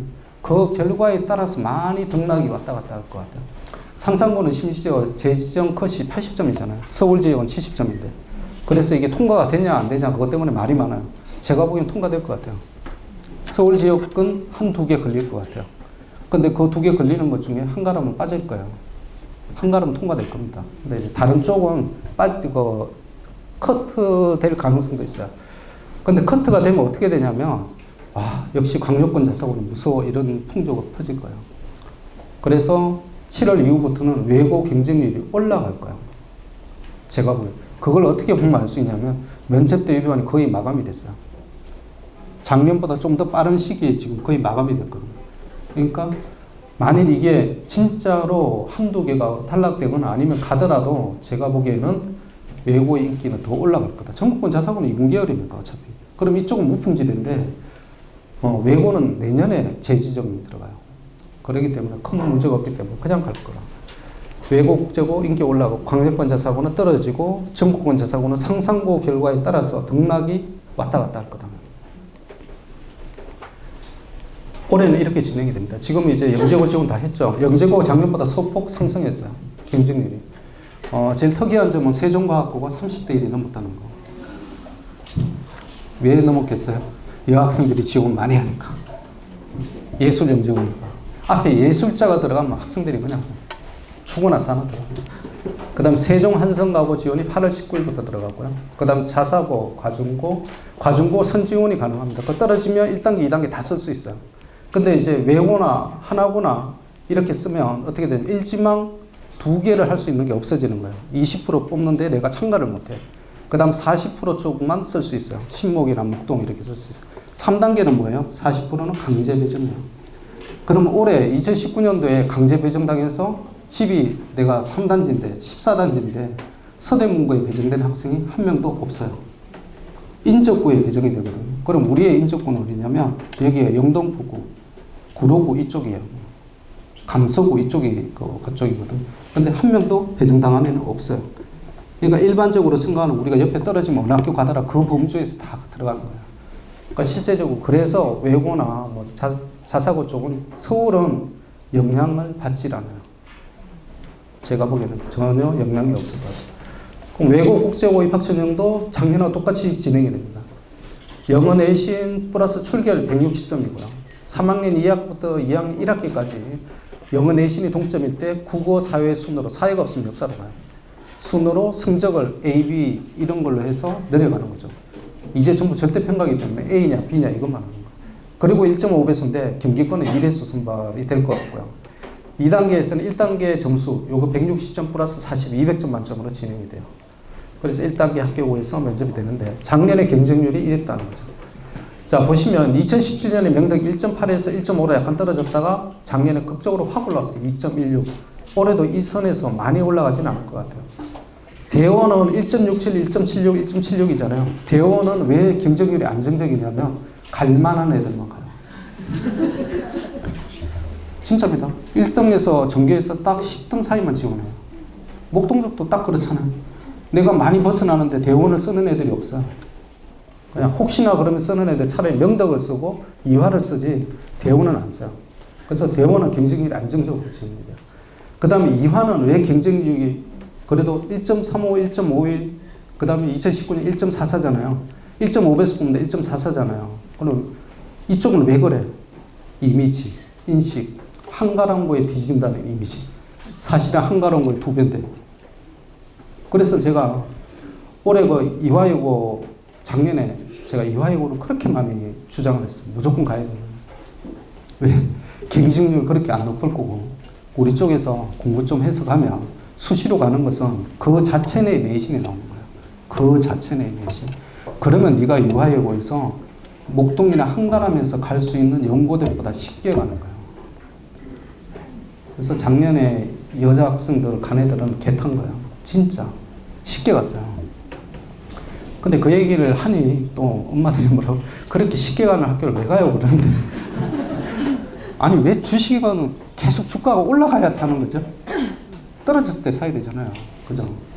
지금 이화가 옛날에 또 못 가서 난리였어요. 연대고대 수석 합격자 막 나오고 그랬을 때는 또 이화여고 간다고 엄마들이 또 난리를 쳤어요. 근데 지금은 또 엄마들이 이화여고를 안 보내. 그래서 애들도 그래요. 애들한테 너 이화여고 가는 게 어떠니? 내가 이렇게 물어봐요. 그러면 자기를 무슨 삼류 취급을 하는가? 이런 생각을 하면서 내 얼굴을 쳐다봐요. 선생님 내가 그 정도밖에 안 되는 거예요. 절대 그렇지 않습니다. 자, 경기권은 올해 경쟁률이 더 떨어질 것 같아요. 제가 보기에는. 국제고만 올라갈 것 같아요. 국제고만. 1단계 내신 컷이 어떻게 되느냐면 작년, 그러니까 올해 들어가는 학생들은 5레이였을 거라고 추정이 돼요. 우리 쪽에 5레이 밑이 없으니까. 이 5레이라는 건 뭐냐면 3학년 2학기부터 2학년 1학기까지 영어, 국어, 사회 다 A였거든요. 그 다음에 이제 조금씩 내려 대원외고 서울국제고는 전부 5레이였어요. 2학년 2학기 국어, 2학년 2학기 사회, 2학년 1학기 국어까지 내려오더라. 도구가 경쟁률이 높아서 여기 많이 내려왔어요. 자, 양천구 전체 통목고 진학률을 보니 외고 국제고를 제일 많이 보낸 학교가 월촌이었어요. 예전에는 월촌이 어떤 패턴이었냐면 신서중학교나 모금 패턴이었어요. 그러니까 이제 영재고 가고를 한 3, 4% 보내고요. 그 다음에 외고를 한 2, 3% 이렇게 보냈었거든요. 근데 이게 패턴이 바뀌어졌어요. 지금 월촌은 보면 외고하고 전국권 자사고 쪽으로 집중을 하는 경향이 있어요. 가고 영재고보다. 그쪽으로 가고 영재고로 집중하는 학교가 어디냐면 실제적으로 모군하고 신서 쪽인데 이 두 개 학교가 외고 국제고도 많이 가는 쪽이에요. 그래서 특목고 진학률이 7.1, 6.5, 5.4 이렇게 나타나요. 그래서 목동 주요 7개 중학교에 평균을 보면 외고 국제고를 보통 2.8% 주문을 보냈고요. 특목고, 과고 영재고 다 합하면 4.6%가 진학을 했어요. 근데 양천구에서도 요 중학교를 뺀 나머지 쪽은 어떠냐면 외고 국제고 들어간 인원이 1.9%밖에 안 돼요. 양서고나 양천이나 영도는 한 명도 없어요. 2018년 자료지만. 자, 그 다음에 양천구 지역 이외에 보면 명등여중 굉장히 많이 갔어요. 보면 외고 국제고로만 5.2%를 갔잖아요. 명등여중 같은 경우. 당산중은 영재고, 그 다음에 외고, 골고루 가는 경우요. 그래서 보면 특목고 진학률이 2.6%인데 외고 국제고 간 인원 진학률은 2.0%. 이쪽하고 거의 비슷하게 나타나죠. 주요 중학교를 빼고 나면 실제로는 별로 타 지역과 차이가 없더라는 겁니다. 그럼 시행시험은 작년에 이제 올해 들어간 학생들을 보겠습니다. 대원외고 8명 갔는데 월천, 목동, 모군, 목일, 신서 1명씩 갔어요. 될 만한 애들만 다 썼으니까. 나머지 애들은 다 명덕으로 빠졌어요. 그 다음 기타 지역에 3명이고 명덕에 96명이 갔는데요. 일반 전형 200명 중에 48%가 우리 학원 출신입니다. 그럼 거기 가서 어떤 일이 벌어지냐면 도곡과에 뭐 25명이면 15명이 우리 학원 출신이더라. 야, 너 반이 어느 출신이니? 그러면서 반창회를 하게 되는 거죠. 월천이 13명, 목은 9명, 목일, 신목 8명. 양천구 중학교 출신이 55.2%입니다. 기타 지역이 45%예요. 그 다음 이화여고는 18명인데요. 목동중이 5명, 신도림이 3명, 목은 신서 1명. 목동에서 찬밥 대접 받고 있다는 거 아시죠? 그죠? 이화가. 그러니까 어디로 갈까 내가 생각을 해봤더니 결국 애들이 가는 학교가 한가람밖에 없어요. 근데 애들이 한가람 가는 애들이 이화여고를 썼으면 다 붙었어요. 그 다음에 한가람을 쓴 애들이 이화를 갔었으면 자기가 원하는 학교보다 한 레벨이 올라가서 갔어요. 굉장히 안타깝게 생각합니다. 실제적으로. 뭐 경기는 참고로 하시고요. 대원외고 면접문항 이제 한 5분에서 10분 걸쳐서 제가 작년에 왔던 면접문항 키포인트만 말씀드리겠습니다. 개념을 구체화하는 게 면접이다. 내가 뭐를 하고 싶다고 생각을 하잖아요. 그걸 구체화시키는 게 자소서에 나타나고 그 자소서를 좀 더 구체적으로 물어보는 게 면접이다. 이렇게 보시면 딱 맞습니다.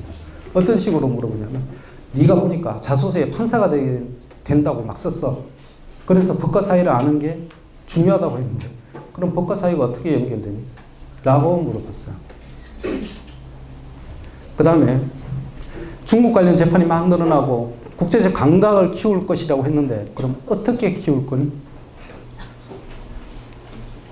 그 다음에 글로벌 리더십을 주도적으로 이끌었다고 했는데 어떻게 하겠다는 거예요? 전부 어떻게 하우가 들어가요. 방법론에 대한 질문이 다 들어가는 거예요. 자소서를 이렇게 쓰면 자기가 뭘 하겠어요 이렇게 쓰잖아요. 그럼 어떻게 할 건데가 그냥 그대로 따라 들어오는 거예요. 그래서 면접 대비반인 뭐 그쪽 과목 이런 걸 얘기를 많이 해주겠지만 혹시 혼자 준비하시는 분들은 이걸 생각을 하시고 자소서를 작성해야 돼요.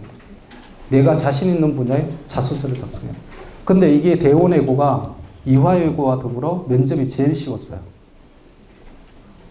대원외고는 절대 면접에서 성부가 나지 않는다는 걸 아셔야 됩니다. 어디서 성부가 나타나나요? 학생부에서. 그래서 저희 학원에서 보면 대원외고는 연례적으로 한 10여 명 전후에서 지원을 하는데요. 딱 한 명 정도 떨어져요. 거의 안 떨어집니다. 왜? 델레만 보내니까. 딱 그래요. 델레만 보내니까 생기부만 봐도 얘는 붙겠다는 게 딱 나와요. 그럼 거의 붙어요. 떨어지는 한 애가 누구예요? 이 문항에 대답 못한 애가 딱 한 명이에요. 대원외고는 면접에서 판별이 안 난다는 걸 아셔야 돼요. 자, 톨스토이가 생각하는 인권이랑 네가 생각하는 인권의 차이가 뭐냐? 그 다음 부족한 복지제도가 뭐라고 생각하니? 최저임금 토론을 했다는데 구체적으로 얘기 좀 해봐라. 우리나라 경제 문제를 해결한다고 했는데 구체적으로 얘기를 해봐라. 전부 구체적이야. 구름 잡는 얘기 하지 말고 그냥 구체적으로 얘기해. 구체적으로. 대우는 스페인어가 얘는 또 뜬금없이 고양이랑 얘는 유전 쪽을 또 얘기를 했어. 그랬더니 얘가 유전병 2가지하고 다 필요 없고 너 진짜 책 읽으면 안 돼 이거야. 선생님 보기에 가짜는 대우내고 왜 찍어냈는지 모르겠다 생각했을 거야. 복제에 대해 어떻게 생각하는지 얘기 좀 해봐라. 유전병 2가지 뭐야? 뭐 이렇게. 진짜 책 봤냐? 뭐 외교관을 필요한 세 가지. 그 다음에 판단력이, 협동력이 필요하다고 했는데 어떻게 키워나갈 거. 장애인에 대한 편견을 어떻게 깰 수 있는지. 어떻게 해요? 어떻게 해요? 대우내고는 내신 평균이 96점이라는 5개 과목 기준이에요. 5개 과목. 그래서 대원외고는 수학을 잘해요. 명덕하고 스타일이 또 틀립니다. 전학년 봉사 31시간, 독서 16건이요. 원서 2과. 월등하다는 게 선생님, 담임선생님 표현에서 계속 나와요. 얘는 월등해.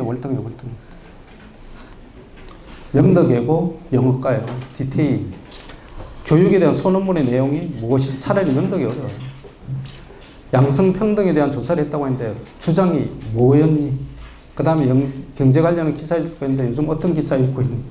그 다음에 양성규칙 뭐 이렇게 교실 밖에서 어떤 행동이 있니? 계속 디테일을 물어보고 싶어. 이쪽에서. 한글이 과학적인 이유가 뭐야? 어떤 발언 기관을 통통거리? 문화가 언어에 반영된 예시가 뭐야? 그 다음 기자가 되면 어떤 기사를 쓰고 싶은지 구체적으로 얘기를 해. 노인분들이 뭘 힘들어했는지 무엇이 더 필요했는지 구체적으로 얘기를 해. 구체적으로. 예멘 난민이 발생하는 원인과 해결책을 얘기를 해봐. 왜? 외교관이 되겠다고 그랬으니까. 고등판무관이 되겠다고 그랬으니까. 빈부격차가 프랑스도 책임이 있다고 생각을 하니? 프랑스는 왜 책임이 있니? 왜? 테드 영상을 보면서 실망했던 영상은 뭐야? 그 다음에 불어과 간다고 그랬으니까 영어랑 불어 문법 차이를 말하고 공부하면서 헷갈렸던 3가지를 말을 해봐. 왜? 지가 불어 잘한다고 썼으니까. 선생님 보니까 그렇잖아요. 막 자소서 보내고 불어를 난 너무 잘해요. 막 이렇게 쓴 거야. 그래? 그럼 헷갈렸던 3가지하고 영어 불어 문법 차이가 뭐지? 내가 아예 그런 걸 얘기를 안 했으면 묻지도 않아요. 왜 묻겠어요? 그거 선행 영향평가에 딱 걸려요. 자소서에 뭔가가 돼 있으니까 물어본 거예요. 학생부에 뭔가가 적혀 있으니까 물어본 거예요. 안 적혀 있으면 절대 물어볼 수가 없어요. 뜬금없이. 독서를 많이 했는데 이제 내가 막 독서 많이 해야 된다 그러니 양 많이 적었어요. 한 20권 적었어요. 그랬더니 뭐라고? 독서가 주는 지식적인 부분과 사고력적인 부분을 말을 해보세요. 했을까? 내가 참 궁금해요. 진짜. 국제형사재판소에서 현재까지 진행되고 있는 사건 중 맡아보고 싶은 사건이 있다면 뭘 맡아보고 싶어요? 얘가 이걸 질문을 받으면서 얼마나 황당했을까라는 생각. 국제사법재판소 판사가 되고 싶다 그랬거든요. 자, 그러면 현재 계류 중인 케이스가 뭐냐라고 물어본 거예요. 내가 그걸 어떻게 알아? 내가 판사가 되고 싶다 그랬지. 면접은 의외성이 있어요. 그래서 면접 대비 기간이 필요한 겁니다. 딱 거기에 나온 것만 물으면 면접 대비 제가 보기 1, 2주면 끝나요. 1, 2회면 끝나요. 그래서 제가 그런 학생들을 위해서 한 달 스페셜 텀, 그러니까 한 2회로 끝나는 면접 대비반을 나중에 한번 해볼까 그런 생각도 해봐요. 사실 작년에 해보니까 성과는 있더라고요. 2번 딱 합격을 시켰는데 그건 운 좋은 케이스예요. 다른 전국권 자사고에 그렇게. 그거는 보이니까 그렇게 하는데 명덕예고처럼 이렇게 나와버리면 이건 파생되는 게 너무 많은 거예요. 그러니까 어머님들이 집에서 해도 되지 않을까? 된다고 생각합니다. 근데 이런 의외성을 생각을 하시고 공부를 하셔야 돼요. 얘는 독일어과를 갔는데 독일어 뭐 교육학계에 있어요. 그랬더니 뭐라고 그러냐면 독일의 교육 시스템에 대해서 말을 해보세요. 개인의 생각과 논리가 존중되는 시스템이란 어떤 건가요? 테드 선정한 기준은 뭔가요? 그 다음 우리나라 환경부에 대해서 탈핵에 대해서 본인이 말했을 때 어떻게 받아들일 건가요? 마케팅을 하고 싶다고? 그럼 너를 마케팅을 해봐. 재미있는 문제들이 많아요. 명덕예고가 작년에 굉장히 압박을 했어요. 왜? 경쟁률이 높으니까 그래요. 경쟁률이 낮아지면 어떤 현상이냐면 경쟁률이 낮다는 것은 학생들한테 우리 학교 인기가 없다는 걸 얘기해요. 그럼 인기가 없는데 이 자원이 굉장히 소중한 거예요. 그럼 이 소중한 자원 중에서 누가 진짜 잠재력을 갖고 있는지를 판별을 해내고 싶어요. 면접관이 당연히 생각이 그렇게 돌아가요. 100명을 뽑는데 120명이 딱 온 거예요. 20명을 탈락시키잖아요. 몇 명 탈락을 안 시켜요. 그러면 20명 중에서 진짜 괜찮은 애가 있지 않을까라는 생각을 하게 돼요. 몇 명 되지도 않으니까. 그래서 어려운 질문이라기보다는 얘의 잠재력을 알 수 있는 질문을 자꾸 하고 싶어요. 원래 그렇게 삶의 감정이 돌아가는 거예요. 근데 2배수, 3배수가 막 되잖아요. 다 귀찮은 거예요. 애들 다 괜찮은 애들이 온 거야. 인기가 좋아져서. 그럼 어떻게 해야 돼? 실수하는 애를 뽑아야 돼요. 우리나라 수능이 어떤 식으로 뽑아요? 59만 명이 시험을 보다 보니 실수하는 걸 바라고 함정 문제를 계속 하잖아요. 서술형으로 못 내다 보니까. 그럼 명도계고도 작년에 인기가 2.1이 확 넘어간 거예요. 경우에 따라서는 2.5 넘어가는 학과도 있어요. 그럼 어떻게 해야 돼요? 함정을 파야 돼요. 다 우수한 애들이야. 그냥 실수해서 눈물 흘리는 애들 탈락시키면 돼요. 그때까지 압박을 시키는 거예요. 그럼 올해 명도계고 올라간다고 싶으면 어떻게 돼요? 그렇게 유형적으로 면접 대비 연습을 해야 돼요.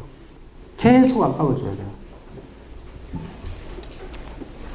저하고 컨설팅 하면서 눈물 흘리는 여학생들이 있던데 어머님들이 옆에서 걱정 많이 하시는데요. 눈물을 흘려봐야 면접에 합격을 해요. 그런 걸 한 번도 안 해보면 못해요. 이쪽은 명도계고 차이가 탁 나죠, 그죠? 아까 대원외고는 5개 과목 평균이 96이었어요. 근데 여기는 3개 과목 평균이 93이에요. 딱 차이가 나잖아요. 전학년 봉사도 딱 차이가 나요. 25시간. 독서 13권. 그 다음 분야별 우수하다. 이게 뭐 분야별 우수하다는 거예요. 얘가 전체적으로 다 우수한 게 아니라 영어를 참 잘해요. 이런 거예요. 그 다음에 애가 봉사를 참 잘하고 애가 인성이 따뜻해요. 이런 식으로 가요. 교과서에 대한 거, 그 다음에 내신에 대한 걸 자꾸 선생님이 얘기를 안 하려고 그래요. 자꾸 피해. 어떤 식으로 했든지 막 구렁이 담 넘어가듯이 막 넘어가는 거예요. 서울국제고는 생각보다 어려웠습니다. 왜? 경쟁률이 최고였었거든요. 그러다 보니까 어떻게 돼요? 다 떨어뜨리자요. 다 떨어뜨려. 자, 앵무새 죽이기를 읽고 얻은 인문학적 지식이 뭐고 이를 어떻게 다른 분야와 연계를 지을 건지 얘기를 해봐라. 이건 더 웃겼어요. 본인이 영어 원서와 영시를 읽으면서 인간 내면을 생각했다고 했는데 인간 내면에 관련된 본인이 쓰거나 적은 영시 2개를 말을 해버려. 내가 보기엔 얘는 거의 죽었을 거예요. 영시 2개를 영어로 얘기를 해보는 거예요. 원문 그대로. 생각이나 났겠어요? 제가 보기에는 제목도 생각 잘 안 났을 것 같아요. 그 다음 본인이 생각하는 한중외교 문제 2가지 해결책.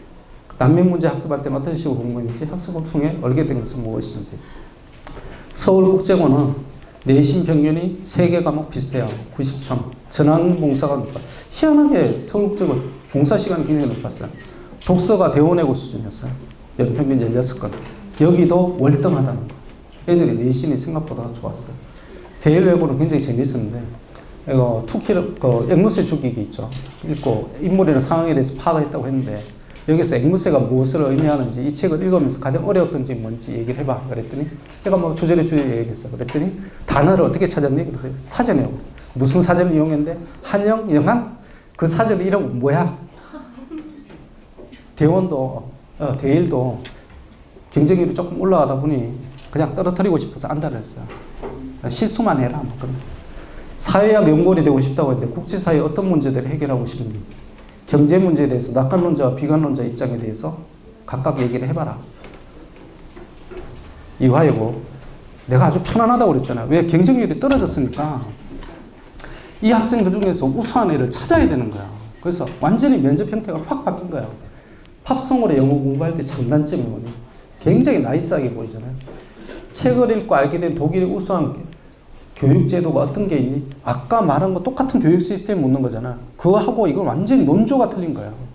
거기는 교육 시스템에 대해서 분석을 해보라는 거고, 이건 네가 들어오는 교육제도 중에 어떤 것들이 있대? 얘기 한번 해봐. 라고 얘기하는 거야. 이 유아여고는 절대 울면서 나오는 애들이 없어요. 절대 안 울어요. 다 웃으면서 나와. 다 자기들이 붙은 줄 알아요. 나는 무조건 합격이야. 그럼 자신이 쳐서 나와. 그리고 실제 저희들 쪽에서 유아여고 떨어진 애들이 15% 정도밖에 안 돼요. 거의 안 떨어져.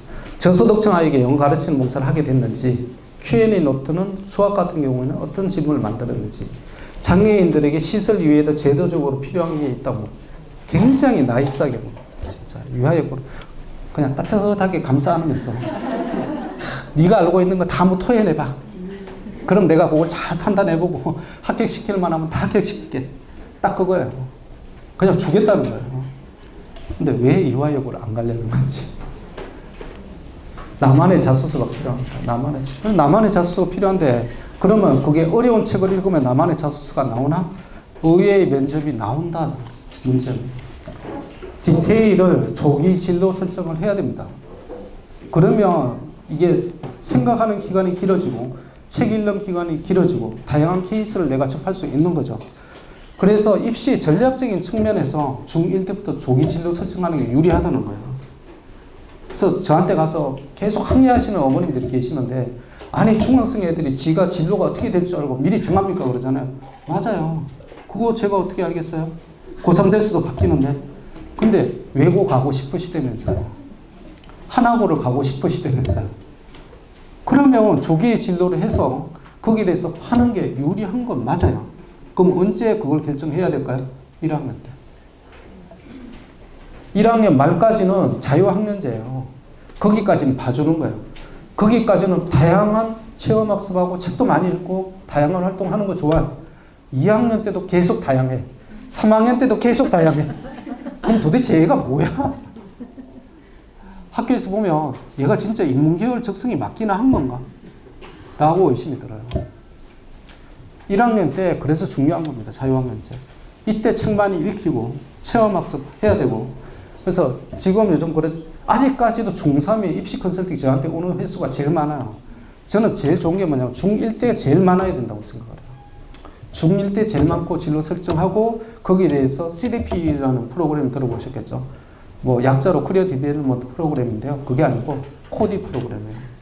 간단하게. 그러니까 코디 프로그램을 통해서 우리가 학생부를 어떻게 관리해야 하고, 그 다음에 어떻게 어느 학교를 가야 되고, 이걸 계속 교정하면서 가는 거예요.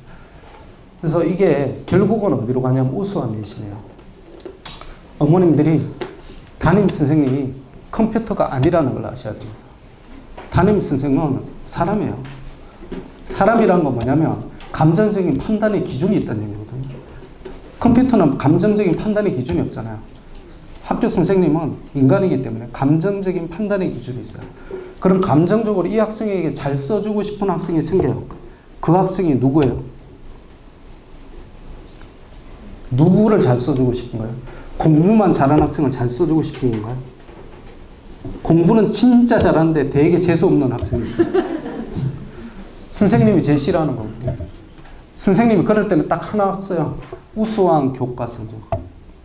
최우수 교과 성적. 그건 인정합니다. 객관적인 사실이니까. 그럼 또 딱 단서를 붙여요. 어떤 선생님은 단 학우들과 잘 어울리지 못한. 명덕은 치명상이에요. 기숙사생활 하잖아요. 한학우의 치명상이에요. 기숙사를 3년을 보내야 되는데 타 학우들과 잘 못 지내는 거예요. 그럼 얘가 뭐예요? 트러블 메이커예요. 그럼 어떻게 해야 됩니까? 학생은 학교 선생님과 잘 지내야 돼요. 어떻게? 항상 협조적인 자세로 가야 돼요. 어떤 협조적인 자세? 청소하라면 내가 하나 더 청소를 하고, 과제물 제출해서 걷으라 그러면 솔선해서 걷고, 그 다음에 일찍 오라면 1분 더 일찍 오고. 그게 선생님 눈에서는 공부도 잘하는 거예요. 그럼 선생님이 표현이 최상으로 나타나요. 얘가 사실은 93점도 안 되는데. 근데 그걸 내가 어떤 학생을 봤냐면 내신 성적을 안 보고 제가 잘못해서 행동 특성부터 먼저 이렇게 쭉 본 경우가 있었는데, 제가 행동 특성을 딱 보니까 이게 전교 1등짜리 행동 특성인 거예요. 그래서 와 그랬어요. 나도 모르게. 이야 진짜 우리 학생 대단하십니다. 그러면서 내신을 봤더니 이게 수학은 80몇 점이고 영어는 90점 초반대고, 그런데 선생님은 최상의 표현을 씁니다. 월등한 내신이라는 표현을 쓰고, 애가 너무 인간적으로 승수를 해서 애들 가는, 제가 보기에는 무슨 구체적인 사건이 있었을 거예요. 근데 거기에 면접만 조금만 잘하면 얘는 무조건 합격을 해요. 그게 노하우입니다. 근데 어머님들이 이 노하우에 너무 집착을 하시는 것 같아요. 그러니까 역으로 말하면 교과 성적은 나쁜데 이걸로서 어떻게 커버 들어가자 이렇게 생각하시는데 바뀌어야 됩니다. 교과 성적이 되고 그러고 나서 어느 정도 이런 것들이 되고 선생님 입장에서는 항상 최우수라는 표현을 쓰게 돼요.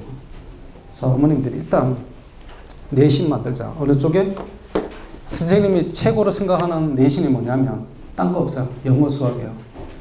학교 선생님들끼리 하는 말이 있어요.